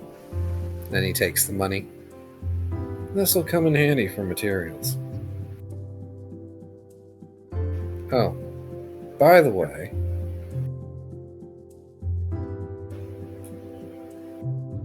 a certain someone came by looking for you. Someone? Yeah.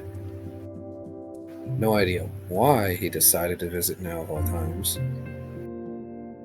Not here right now. They're probably out in the prairie doing something or other. They'll probably be back in a couple days. All right. I'll probably be here a little bit. Blaze nods.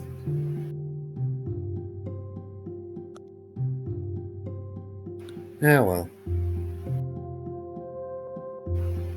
I might as well go back to my closet.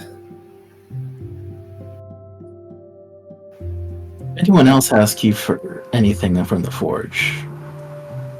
I want 10%. Smart guy. You got it. Brooke salutes and then heads to the clubhouse. Blaze is going to stick behind and clean up a bit. Woo, party reconvene. And he's gonna Push be my- looking at his new toy all the while. Awesome.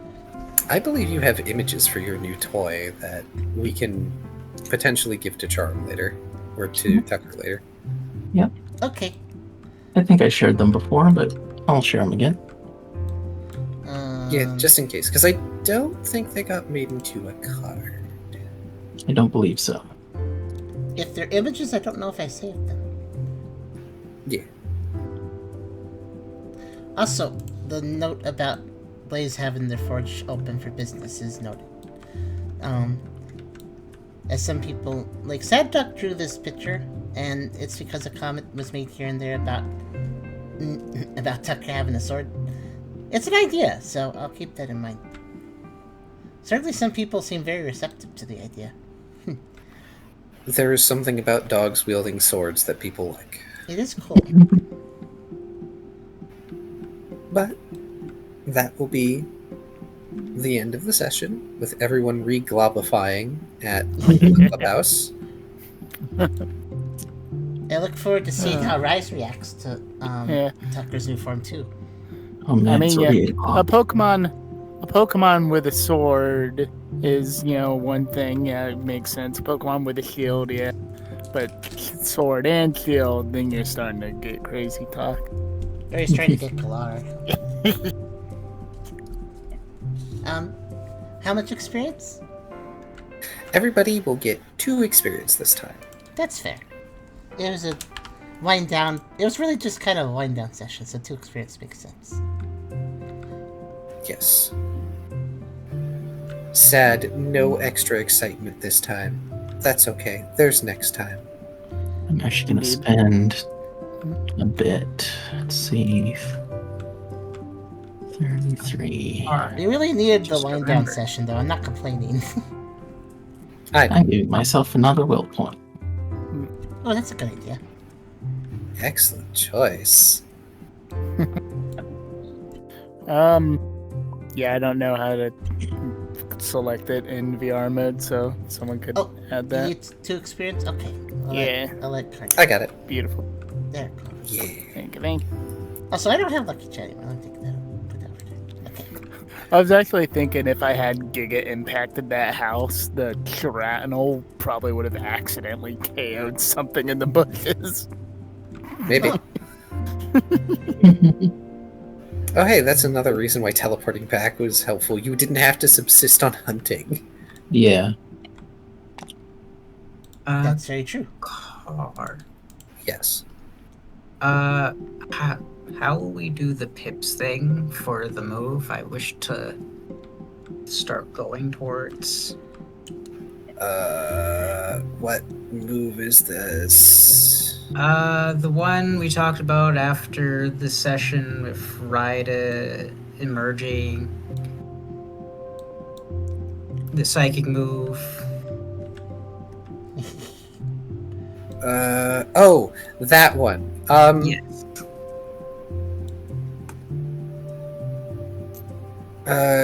Shoot.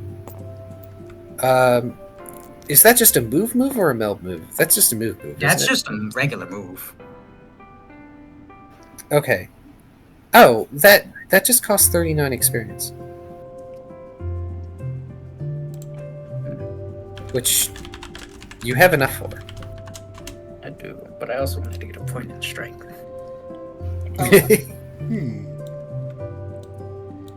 Also, Tubby. I'm Tubby. You are. Lobster and Pencil said, would showing the sword from the Lucario to Blaze be a good idea? Which... That's Maybe. something I just wanted to point out that was said, because that's a thought. It's not the first thing on its mind at the moment, but maybe. Yeah, that's fair. It's 20 XP, isn't it? Yeah, there will be next session to figure out what else you guys want to do. Yeah. You have to report to Pangoro. Yeah. That's heavily on Ralph's mind at the moment. Report back to Pangoro. And touch base with Rise about the new crop that's going to be grown, and soon he'll have more food to work with. Good night, Kyrio. Have a good Good night. dinner. Indeed. I Good. night. elected to get another point in strength. Excellent. I am as strong as I can be. So is Ryda. Yeah. Oh, really? Did you guys max out? Max is 3. Oh, I see. Yeah. Oh, you can get one more dex, though. Curlia's maxes are not terribly high. Mm-hmm. Well, I guess that does make sense. They're not Final Evo. Could get another special, which would help with a certain Let's see. thing. What can I still get? I can get a point in strength. I think I can get a point in vitality because I have that +1 and dex -1 if I remember. And I can get a point special. Okay, so that's what I have 3 points I can get.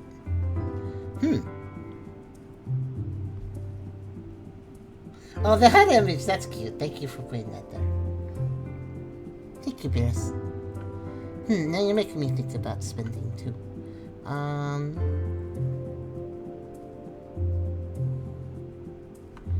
Let's see, what's the cost of the main stats? Strength, dex, fight, special. That is 10 times. Yeah? Right. 10 times current score. Okay. I think I'll have to hold off for what I was thinking. 'Cause Also- yeah, I'm just short. That would cost me 50 to get another vitality. Also, yeah, skills and specialties, everyone. Skills and specialties. Oh. Are you recommending that Skills people and get specialties, those? you get a lot of extra dice for not a lot of cost.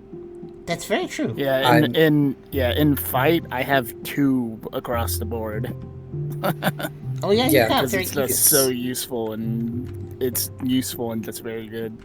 It's just one of those things where it's like, I like to remind people because Tucker is the only character that has so extensively utilized specialties to their absolute maximum. It's kind of ridiculous. Well, you say that, but Tubby makes a good point though, because I should just some flashpoints would be good for me too, so to get those again the easy extra dice for moves. That's a good thought there. I didn't think about that. Mm-hmm. Though I think I'll still get. I'm gonna wait a little bit and then get another vitality point because I can do that. That's a special thing I can do. So. Yes. And that would give one more HP, right? Yes, it would. That's good. I would like to get to double digits. Yep, 1 more HP and 1 more physical defense, which is that's also quite a big strong. deal. That's also a big deal because let's see, that put me at 6'5", which, if I remember correctly, yeah, that's even better than Ralph. Mm. I mean, Ralph can do the stockpile and stuff and get better too. Yeah, most of my bolt roll. comes from a crazy HP and self-healing. Well, like, it's weird. You would think that Snorlax would be huge physical defense, but no, it's huge special defense. They put a little bit more into HP though, so they have some physical defense by just being able to take damage, if not be defensive against it heavily at least. Because, like, yeah, Ralph has huge special defense potential. That's really interesting. Yeah. Increasing special increases special defense, don't it? No, insight. Insight. Ah. Huh. Yeah, again, you would think that Snorlax would be a physical defender. Yeah, having a lot of vitality. If I get one more vitality point, 6'5", I have a 5 in special defense partially because of the scarf. At 6'5", that means I have better defenses than anyone on both numbers. Even Tank puppy. Yeah, and actually that's kind of the goal, to be a protector. So tanking is definitely part of that. And almost the same HP as Ralph at that point. Almost, not quite. But very close. Alright, specialty is 6 times current score? Yeah, there's an orange card over here, so yeah, 6 times. Yeah, where's... Oh, yeah, where's that card? It's over on the left table, it's the orange one. Just to the left of the bottom left corner of the map. Over here. Follow the purple hand.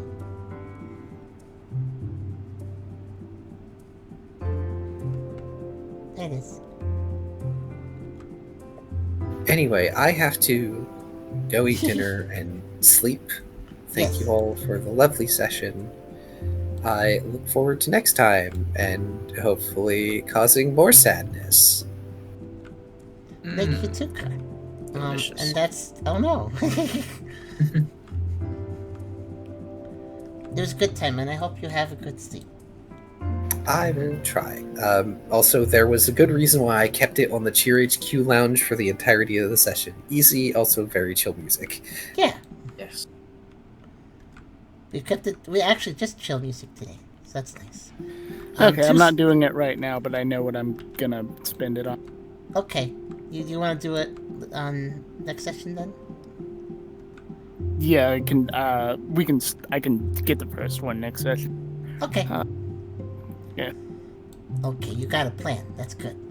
Yeah. So let's see. I think we only played 2 songs today. I believe it was 3. Was it? Oh no, we played the Identity first, and then the Moonbound Florist, and then we played the HQ Lounge. Yeah. Mm-hmm. Okay. But yeah. All right then. I guess since most people have left now. Well, 2 people. I guess this is a good time to do an outro. Any last things you guys want to say on the video before I close it out? It was a lovely session. I had a great time, despite being in crippling pain. Well, Ryder being in crippling pain. I'm glad it was only... I'm glad you differentiated that, because if you were... Yes, no, I'm playing doing fine. physically, I'd be Maybe a little like, oh, no. sleepy. I feel that. It's been a little tiresome here, too. But yeah, I thank you for playing, everyone. I had a good time, too. I will see you guys for session... session 144 in a couple weeks. That should be on schedule with no issues.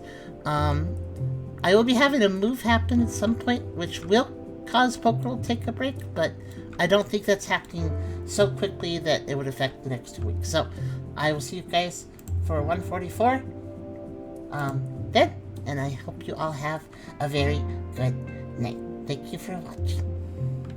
Good night.